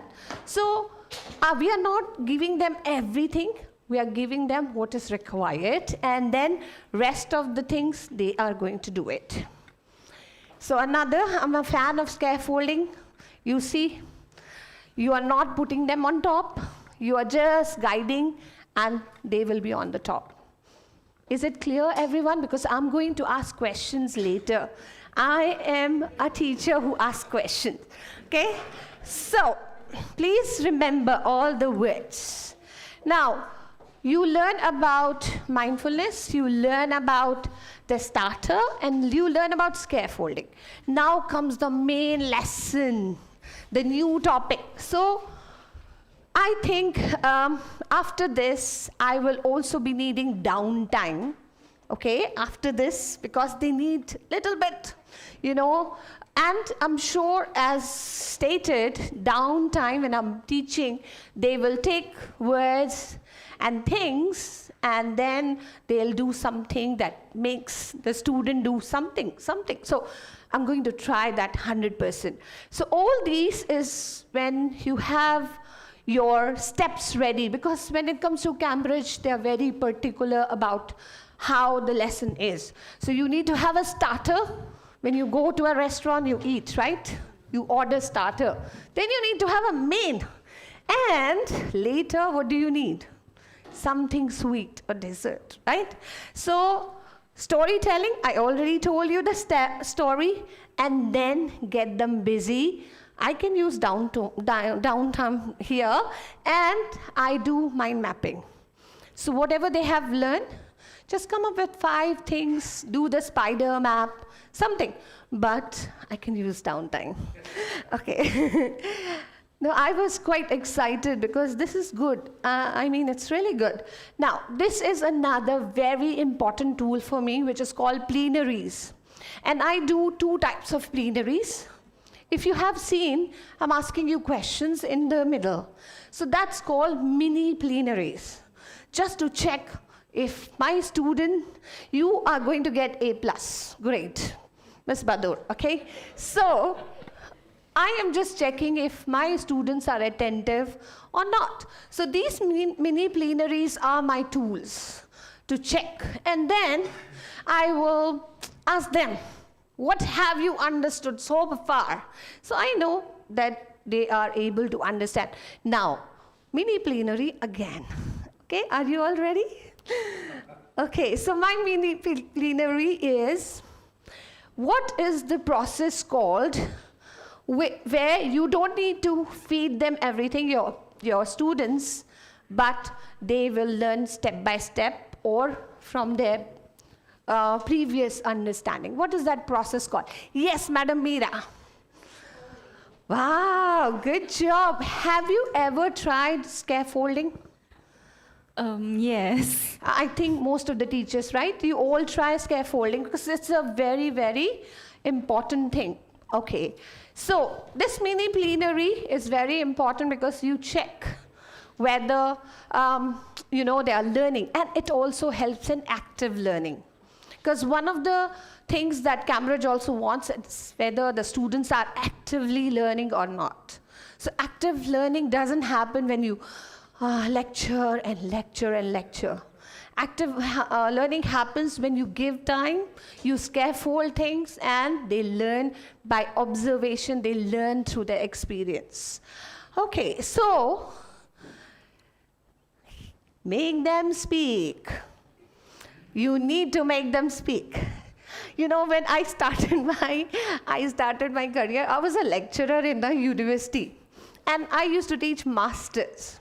And you know, when you teach masters, you talk more than the student talk, unlike when you are in the school. So when I started my career in the school, I used to talk a lot. So sorry. And my principal said, Bhawna, less talk time. Listen. So I was like, okay, I'm going to try. It was really hard in the beginning. But now I think with the patience and with the passion of teaching, I think I'm able to do it. So make them speak rather than you talk. Okay, how many of you make students speak? Come on. Yes. I'm so sorry, I don't know your name. Yes. Huh? Hakim, yeah, I know your name. Just I don't remember. Sorry. Yes, Mr. Hakimi. What do you think about it? I think as teachers, it should be a compulsory for us to make our students participate in the class by making them speak, because it's a form of assessment, impromptu assessment, to see if they could participate, if they could understand, and to share their own opinion is a bonus to us, because from that we can help to plan our lesson to scaffold their understanding. Okay, very good. But do you do online lesson? I used to. You used to. So did you allow them to speak? Because my previous workplace, whenever I'm doing online class, only the teacher is allowed to speak. The students, they can only communicate through notes, the comment section. Okay, very good. But yes, I understand. It was very chaotic. I remember when we used to do online lesson, and if you allow them to speak, now you cannot hear your own voice. I know it was chaotic, so you have to use the chat button. Okay, very good. Thank you so much for reminding my old online time. So yes, so make them speak, as he said correctly. Thank you. That when you do online, make them speak in a way that they take turns. One speak, and one more thing, when they speak, you don't need to give the feedback. Let their friends give the feedback and tell them, don't start with a negative thing. Start with 2 good things. Tell what was good about the presentation, or what was good about your friend. And then one thing, not bad, but one thing he can improve or she can improve. So that's now comes my final part, which is plenary. This is one of my exciting part, because this is the time when I know what I'm doing. Because I allow my students to ask questions or refer to what they have learned, and after that, I ask them, okay, you can only exit this classroom if you give me 2 good things about whatever you have learned, and one thing that you still need to improve, or your teacher needs to improve. Okay, ouch. Teacher needs to improve. Teachers, do you think you need to improve? Yes, very good mindset. This is called growth mindset. If you have a mindset where you think only you know everything, I'm sure kids, they know a lot. Okay, I'll give you an example. This is my last part. I have, how many minutes?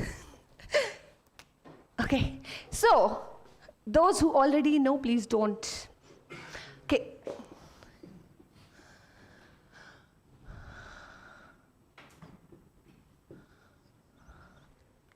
Have you ever heard or have you ever read this word, mayfly? No. Very good, Ms. Madur. You are the first one to answer. How about others?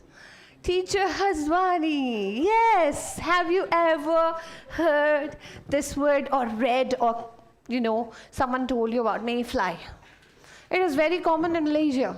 Very common. And huh? Very good. Thank you. Mr. Ali gave a very good example because you see may and fly. He is asking permission. May I fly? But sorry, that's not the answer. Yes, what is may fly? Nobody. Yes. Very good. Madam Kutrin, what do you like? You tell me later. You'll get an award for that. Good job. Insect. Okay. Now, it's an insect and anyone can guess out because, Madam Kutrin, it's fly. Right? Fly. Okay, how did I get to know? I was also not aware about what is this. When I was in my previous school, I was just walking and then there was a fly on the floor and my student, not student, but she was in year 2. She told me, Miss Bhawna, come, I'll show you something. I was like, what is this? Mayfly, huh? What? Mayfly? What is mayfly? This one is mayfly. Do you know the story of the mayfly? No? Are you sure this is mayfly? I took out my phone and I said, is there any word called mayfly? Because I never knew. And then I got to know these flies are only alive for 1 day. And they die. Yeah, they are only alive to lay eggs. And as soon as they lay eggs, they die. So you'll see many flies on the floor. Those are the mayflies. And you'll see them coming from somewhere and then they are dead. Yes, something like that. Yeah, because they need water, fresh water. So, yes, Ms. Badur is very happy. Do you learn something new? Yes, okay. True. And they look like ants with wings. Yeah. Yes. So now this is what I have learned from a 7-year-old girl. Okay, so you can learn a lot from your students. Just what you need to do is, don't break their hearts. Just listen to them. Listen to what they want to say. Sometimes we are too busy. Okay, not just online, physical class also. We are too busy. Okay, I'll talk to you. I'll listen to you later. Okay, this happens. This is reality. I also do it. I'm not going to say, oh, I am the best. No, I'm not. I do. But what I do differently is I go back whenever I have time and I'll go and say, physical. Even online, I'll go and talk. I'll ask them to stay for maybe 5 minutes extra and then I'll talk. So you need extra efforts, whether you're online or offline. So this is just a simple example. I have like thousands of examples, but this is one of the example. I have donkey and tiger story, but I'm not going to tell. Okay. So this is like a final plenary part. And my closing message to all of you is, when teaching comes from the heart, it travels across screens, across distance, and straight into the mind of your learners. Connection is not an accident. You say, oh, connection, no. Like I have connection with some of you. It is not an accidental connection. It is my choice to connect with you. I am practicing whether I don't like you or I like you, but it's a practice. I'm practicing, I'm struggling, and it's an art. Okay, so with that, do you have any question? Any question? Yes, please ask. I'm so happy. Okay, you said that let them talk, right? So how to handle the student that oh my God, I'm not even step on the class. Teacher. Okay. What are we gonna learn today? I was like, okay, and then one by one, you just like when I entered the class, one of them, telling the story. Oh, teacher, yesterday, I went to the hotel. Suddenly the hotel, sorry, and then it's like, teacher, There's so many students, like 10 students in one time. How can I hear? Okay. No, I have a ear ha- problem. Okay, sorry. This is my suggestion. Nothing is very, it's up to you how you modify. My suggestion to you is do circle time with them. During circle time, maybe like how we do gold standard. Just in the morning, just come and say, okay, let's talk. What did you good? What was not so good? If you, let's say, you notice someone saying, I have this problem, or I went to a marriage and I did this, and okay, very good. Can we keep this for later time? Okay, good job. When you motivate them, when you say good words to them, I'm 100% sure they will not say a lot of things to you. But the reason they will keep on saying is because we say, oh, yes, yes, okay, and then they feel connection. I told you it's connection. Kids, yes.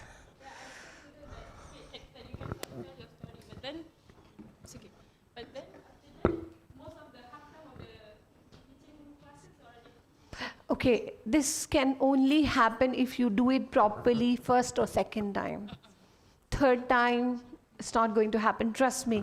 You have to be firm. They should feel, yes, my teacher is telling me this. Of course, they are kids. You're handling very, I know, like cutie pie. So it's okay. Give them some benefit of doubt and tell them it's okay. Take your time, but next time you focus on this. Channelize their energy. Okay, if I am running out of time, just one thing. Okay, what I do, I look into my classroom and I see which ones are very good, which ones are struggling, and which one are the middle. So I use my very smart ones and I'd say, okay, you are the leader. You are my assistant now. And I channelize them. Okay, go. One of your struggling ones, you just pair them up. I'm sure because 15 years. And I see it works, but we need to be patient. Okay, so just patience is the key. Another key, online, offline, patience. And I know there are different learners, differentiation learning. So please try differentiation learning. As I give an example, for example, madam can write full story, but there will be another student who cannot even read. How can you ask someone to do that? So you have to be very careful with the differentiation. So with that, I'm sorry if I took some more time. So have a wonderful time, and God bless you all. Thank you. Thank you, Madam Bhawna Sainger, for the illustrative insight. Sorry, so sorry.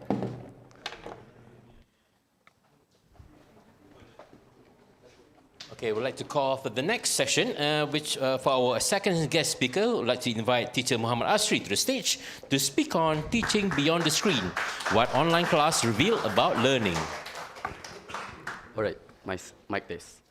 Okay, just a quick tips from a teacher to a teachers, all right? So whenever you get into your class, the first thing that you actually have to do is to erase anything that is on the whiteboard. And this is to ensure that any disruption or any things that can disrupt your student focus from you will be.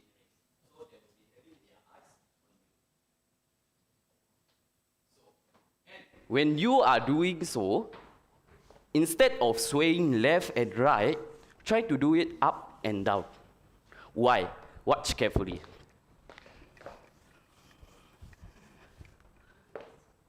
And anyone notice any differences? Yes. So when you are doing it left and right, are you about to performing in class? Are you a dancer? No. We would like to minimize our body movement, especially to the women teachers. The best thing to do is by going top and down. That is the best thing to do and the best way to erase something off the whiteboard. All right, so you might be wondering and asking, who lah this teacher suddenly come and tell me what to do? All right, as the Malay saying goes, tak kenal maka tak cinta. So teacher Bhawna, it means that if you did not know that person, you will most probably misjudge them. That is the saying in Malay. So I would like to introduce myself. Hello everyone, Assalamualaikum, respective guests, and also everyone. I'm very honored to share my sessions today. My name is teacher Asri. I am one of the I am one of the teacher here in private primary school and currently serving the position as the assistant headmaster of academic. All right, I'm a bit nervous because yesterday during the rehearsal, we have only one camera, the big camera back there. Suddenly there's 3 cameras with the mic here. I feel like I'm about to perform. Am I going to dance here? Am I a K-pop artist or something? No, all right. I would like to share something today. So what is it that I would like to share today is something related to online learning. I would like to expose what is it that online learning actually revealed to us. I'm not here to differentiate which one is better, online class or physical class. No, I'm here to dissect together with you on what is it online learning has served us. All right? So imagine yourself, back in the days, early days, we have only whiteboard, only desks, markers, and student moving here and there. Suddenly, in a blink of an eye, the next day, we have screen, we have chat boxes, and unstable Wi-Fi. So our education now are moving forward. All right? So instead of just having a whiteboard and also just having your desk and whatnot, you now also have your screens. You have your chat boxes. You rely heavily on your Wi-Fi. That is the future of our education. So now today I would like to share a bit the truth about student learning, the truth of how teaching is supposed to be, and also what is it that we can bring forward when moving forward in education. Is everyone still with me? I forgot to ask one thing. How are you doing today? Is everyone still thinking, okay, I just want to go for lunch. I think they have served me lunch. Anyone have that kind of thoughts now? I want to go for lunch. What is it they are preparing for me? All right, I hope you are still with me. Just spend more time. Those 1 million viewers online, hello. I hope you guys are still with me. Not 1 million, I'm so sorry, Mr. Ali. This happened last night in my dream. We have 1 million views. I'm just kidding.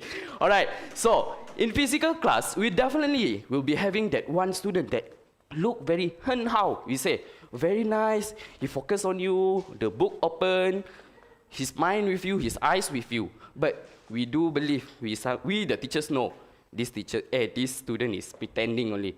I know he's thinking about something else. She's thinking about his boyfriend. She's thinking about her boyfriend. She's thinking about the lunch. The boy is thinking about the PE just now. So we know. Because in physical class, they can portray their understanding. They can just show or act or pretend that they understand. But what happened when we shifted into online classes? Suddenly, what happened? The attention gaps become obvious.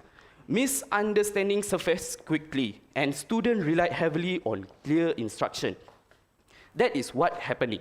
And you know that as well. You have been experiencing when you are conducting the online session, when you are asking questions, suddenly a pin drop silent. Nobody would like to open up their mic and answer you. You are just talking to yourself, am I doing a podcast? Okay. Or when you are asking a question, the chat boxes is exploding and you are excited to see, oh, my students are very active. But when you open, teacher, can you repeat? Teacher, I don't understand. Teacher, what is it that you are talking about? So we know, online, the students rely heavily on their understanding. They cannot pretending. They cannot pretending as how it is they are doing in our physical class. Yes or no? So what are the takeaways from this scenario? So we know that it is very important to have a concise instruction, a clear learning objective, as well as a consistent routine. In physical class, they will be having a timetable. This will keep them in track. They know what to do after this. That is very, very important. It's not just a mere on a paper, printed, passed inside the class, they are just follow. No, they know their routine. They are more disciplined. But that did not happen for online classes. So you know, these three are very important. Moving on. So teaching shifted from performance to design. When we are doing a physical classes, we are performers. We change our tone. We change our tactic. When we plan the lesson, all right, I'm doing this, then when you come into the class, students just finish their PE. They are not very active anymore. They lose their energy. So you have to change immediately right there. Maybe you ask them to stand up, let us do some dancing and whatnot. That is what you can do in physical classes.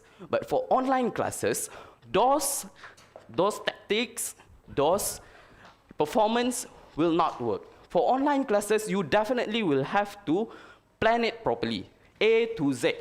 If you fail to plan, no matter how performed a teacher you are, how good teaching you are, the lesson won't be running smoothly. Let's say, if you did not plan to play a video, and suddenly, then only you wanted to play a video, you are searching here, and then suddenly ads pop up here, and then your laptop hang.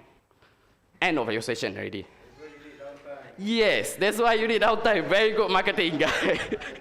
All right, so we know that now, instead of being a performer for online class, what you are being now is a good design. Designers, you need to design properly your slides. Make sure your slides are properly aligned. What you are going to talk A to Z. And then you also need to do your start step by step, clearly. Is how it is stated in your lesson plan. And you also have to have intentional visual. You don't just simply put a meme there, I would like to put a tiger here. What for? Nothing. Look nice only. Cannot. Everything, every visual that you intended to show to your student, a video that you would like to share with your student, must be a reason behind it. That is what you need to have in online classes, because time limitation, and you cannot only rely or thinking that your Wi-Fi will be stable most of the time. No matter where you are, on top of the world and on the ground, Wi-Fi won't be on your side. That is the truth. Correct or not? Have you experienced that? When you are not using it for important thing, the Wi-Fi runs so speed. When the moment that you are doing something very important, suddenly the Wi-Fi gone. Suddenly you are living in Antarctica, the Wi-Fi is not working. Have you experienced that, everyone? Yes, all right? So, and assessment embedded within the learning. You can't just only assess the student at the end of the lesson. You are also required to assess your student during the online learning session. So you are now not only a performer. For online class, you are a designer. So the takeaway from it is that you have a refine for your teaching skill in digital pedagogy. You have refined your skill in instructional design, how you construct your instruction. And also, the last but not least, learning system organization, such as you know how to operate Canva, Google Classroom, and whatnot. Yes? I'm passing here and there, actually I'm nervous. Okay? But it's okay. All right, now, so online classes accelerated inequality. Online classes actually does not hide the student's struggle. It's actually highlighting them, showing to us clearly. Have you ever experienced your student before during the online classes? You cannot expect everyone to have a stable Wi-Fi, correct or not? Some students, they are sharing the devices. Some students, yes, they have their own room.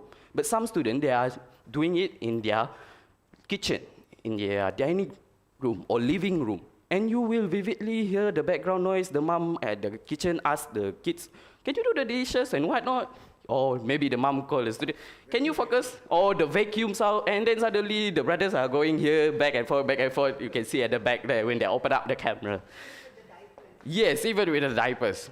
True, teacher.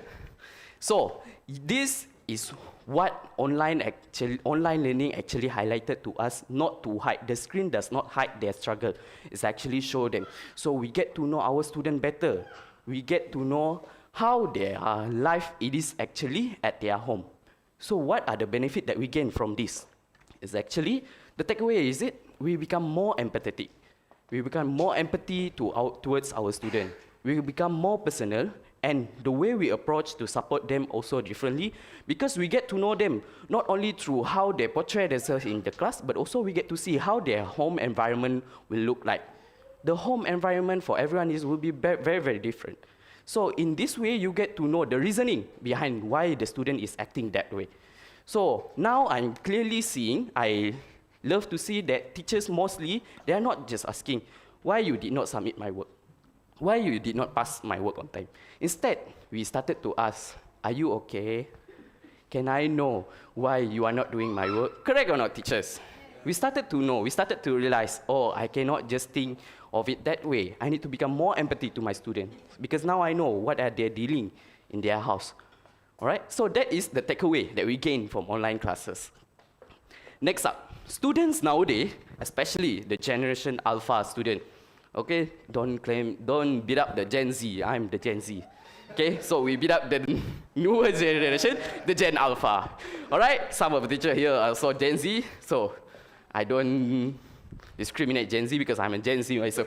So, student Gen Alpha, they have their own preferences evolving. Student nowadays compared to student 10 years ago is completely different, correct or not? Yes or no? Yes, right. Student nowadays, they prefer visual aids. They love to see video. They love to see music. They love to hear it. They love to see something that they can see that is nice to their eyes. Unlike student back then. Student back then, just take a look at their textbook. It's only text. You barely see any picture. Yes or no? Now, the textbook nowadays full of picture with color some more. The government very rich. Yes. Yes, but unfortunately it's still very boring because they need more visual.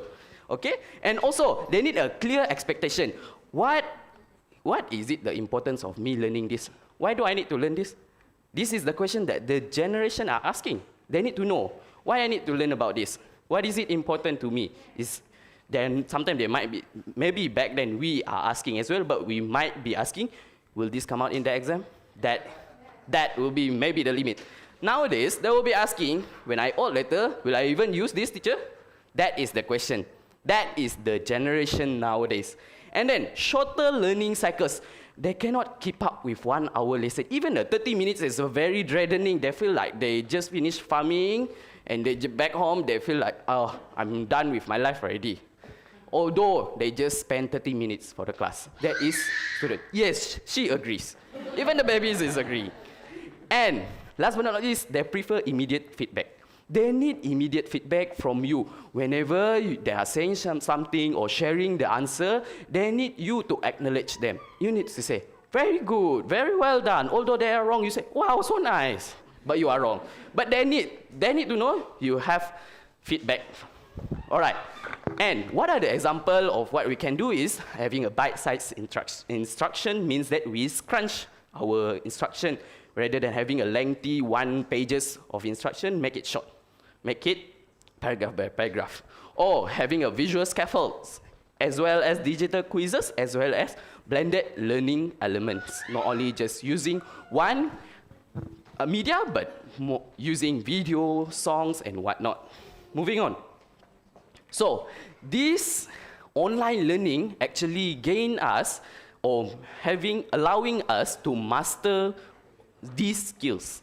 Without having a proper training, without having a formal training, how many of you need to go to online classes or need to go to academy to learn how to operate Skype or Zoom? No one. Anyone here? Yeah, if you do, you are wasting your time. You can just learn on your own, correct or not? So we learn all of this on our own.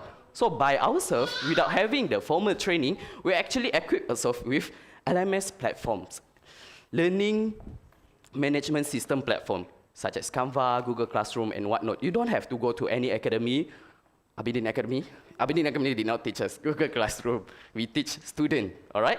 So you don't have to go there to learn about the LMS platform. You learn it on yourself. So you are the teacher of yourself. This is the knowledge or the skills that you gain yourself without having a formal training. And then you learn how to operate virtual classroom. You learn how to communicate digitally to people. Don't use caps lock when you are texting because that seems like you are shouting or too excited. Even though people are just asking, have you eat? You said, yes, with capital letter. And people will be, why is this person so excited? I'm just asking a normal question. Yes or no? You learn better, right? We learn how to communicate digitally. And yes, baby, correct. And then online behavior management. We learn how to handle the student through online. And e-assessment techniques. Back then, maybe we just do it on paper, come out the exam paper and whatnot. Now you know how to use Kahoot, quizzes and whatnot. And also, content creation tools. Some teachers now, they are very famous on TikTok and whatnot. They create online contents that is helpful for the other teachers as well. So these are the knowledge that nobody teach you. You learn it on yourself. You learn it. Is that my timer? I hope not. So, next. So I'm going to go a bit into practical because we do the reflection just now. Now, this is the 5 things that I think is very practical for the teachers to use it as the strategy. So the first up, we have micro instruction. Instead of giving a lengthy 1 pages of instruction, scrunch it out. Do it page by page. Limit the number of sentences you are using in your instruction. Make it clear for the student because they don't like to go through here and then go down. No, they like it short, clear, concise, and then they will understand better. Next, multimodal learning. Use multiple platforms to make your learning more interesting. Yes, if you are having a physical classroom, you can use Kahoot, you can use quizzes, you can use Downtime if you are using the online classes. Next, 10-minute reset rule. This is actually very interesting. So with the trend of people are doom scrolling on TikTok nowadays, people are becoming more of what we call as a popcorn brain. Means that they could not spend more time into something. After some time, they will start to dissociate. So what we can do is actually having these 10-minute rules. So every 10 minutes, you try to re-engage your student back. Maybe in a physical classroom, you can ask student, can you stand up? Can you sit down first? Can you stand up again? Sit down. So what you are doing is actually not disrupting your class. You are gaining their attention back to you. In online classes, you can use Downtime. Ask the Downtime, please help me to 10-minute rules. I want to go and take my package. The delivery man is already here. So you can use the Downtime. That is what Downtime actually being very helpful for you. And then hybrid thinking. You can use online tools for your physical class as well as vice versa. You can use physical tools in your online class. And last but not least, emotion check-in. Make sure that every time you get into your class, the first thing that you do, ask your student, how are you doing today? Are you doing fine? How is your day? This is you building a bridge between you and your student, building connection. We feel more comfortable, we feel more safe, and we feel more trusted to person who actually cares about us. Correct or not? Yes or no? It will feel more easy for us to communicate, easier for your student to accept what is it that you would like to deliver that day. Or if they have any struggle, they will feel more open to share to you and to tell you why they find it hard. This will not only make the student easy, but also yourself. All right? So, before I end my session, I would like to open the floor to anyone who would like to share that question or any thoughts that they would like to share. Anyone? 3, 2. Wow, everyone are excited to leave. Everyone excited to eat. It's okay, understandable. All right, I will close the floor. Thank you so much. I hope everyone knew something. I'm very, very grateful, very, very happy that I'm here to be able to share. I hope whatever it is that I'm sharing can somehow help you. That is all from me. Thank you, respected guests. Thank you, teachers. Have a nice day. Those online, thank you. Bye-bye. Thank you, Teacher Muhammad Asri, for your wonderful iteration on online classes. Thank you very much, ladies and gentlemen. We hope that this session has given you all an insight of what Leon Classroom can offer to everyone. And since it is a Malaysian-born vision of learning, innovation in an online platform, we hope for your continued support and feedback in order for us to continue to develop this education marvel well into the future. Please take the time to leave your feedback plus thoughts on the provided cards in front of you. After filling it up, please leave it on the table for our team to collect it. We have also prepared an afternoon tea for everyone here, which is located at Aberdeen Clubhouse, just next door, which is Aberdeen Academy. For those who wish to pray for Asar, the surah in Aberdeen Clubhouse are also available for your convenience. And ending for today's session, I'm Shareza, and it has been a pleasure to be your host. Good evening. Thank you.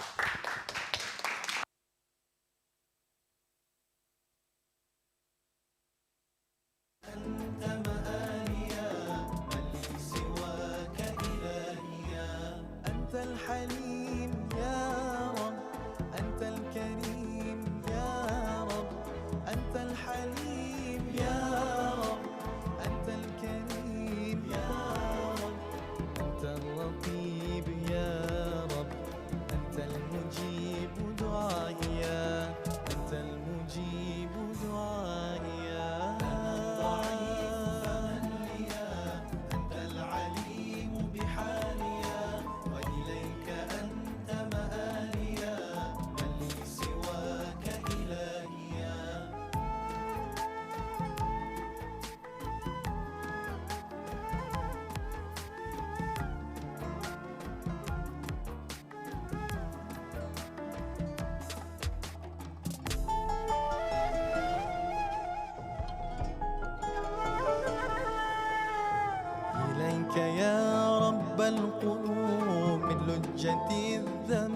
نتوب وأنت غفار الذنوب يا ساترا كل العيوب. أنت الغفور يا رب، أنت الشكور يا رب، أنت الغفور يا رب، أنت الشكور يا رب، أنت البديع يا رب، أنت السميع ندائيا، أنت السميع ندائيا. أنا الضعيف فمن لي، أنت العليم بحاليا، وإليك أنت مآليا، من لي سواك إلهيا.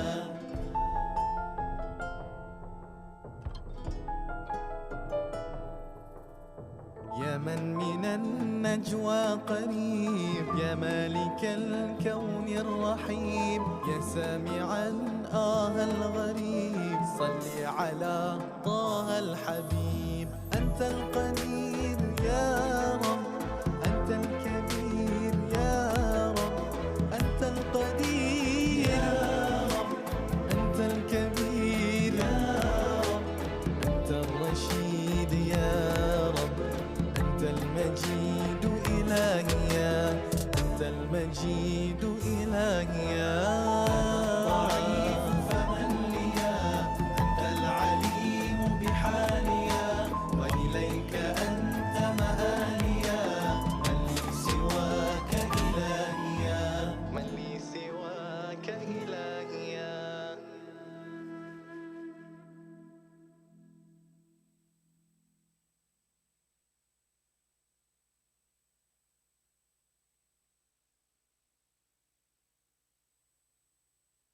مصطفى مصطفى منبع للصفا، سيد الأنبياء مشعل في الوفاء، كان في عطفه اليتامى دفاع. مصطفى مصطفى منبع للصفا، سيد الأنبياء مشعل في الوفاء، كان في عطفه لليتامى دفاع. أن قلبي له فاض شوقا إليه، ليس أرجو سوى شربة من يديه. الصلاة عليه والسلام عليه، في السماء ارتقى فأتى بالنقى، وغدا وجهه نيرا مشرقا، كان من عظمه حين حان اللقاء، قال فلتذهبوا أنتم الطلقاء.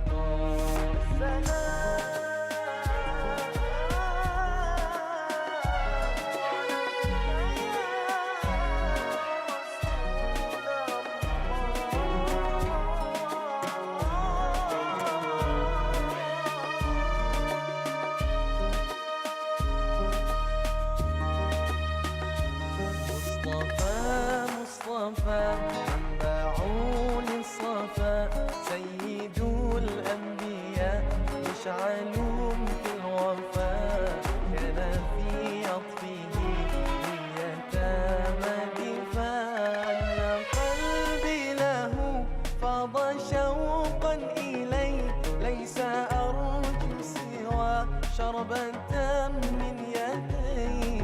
الصلاة عليه والسلام عليه، كان في هديه منهجا وسطا، كان تسعده بسمة البسطاء، سيد في الكرم قمة في العطاء. مصطفى مصطفى منبع للصفا، سيد الأنبياء مشعل في الوفاء، كان في عطفه اليتامى دفاع. مصطفى مصطفى منبع للصفا، سيد الأنبياء مشعل في الوفاء، كان في عطفه اليتامى دفاع.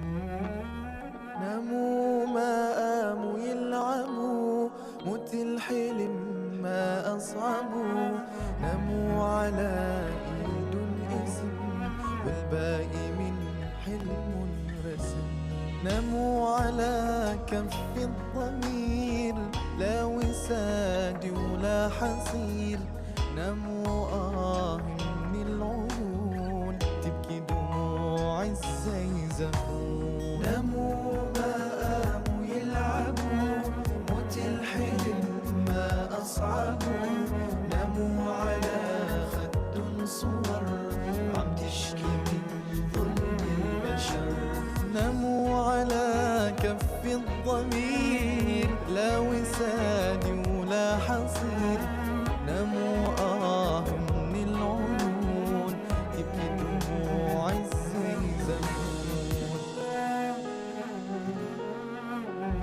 حتى القمر حتى المدى حتى البحر رد الصدى حتى القمر حتى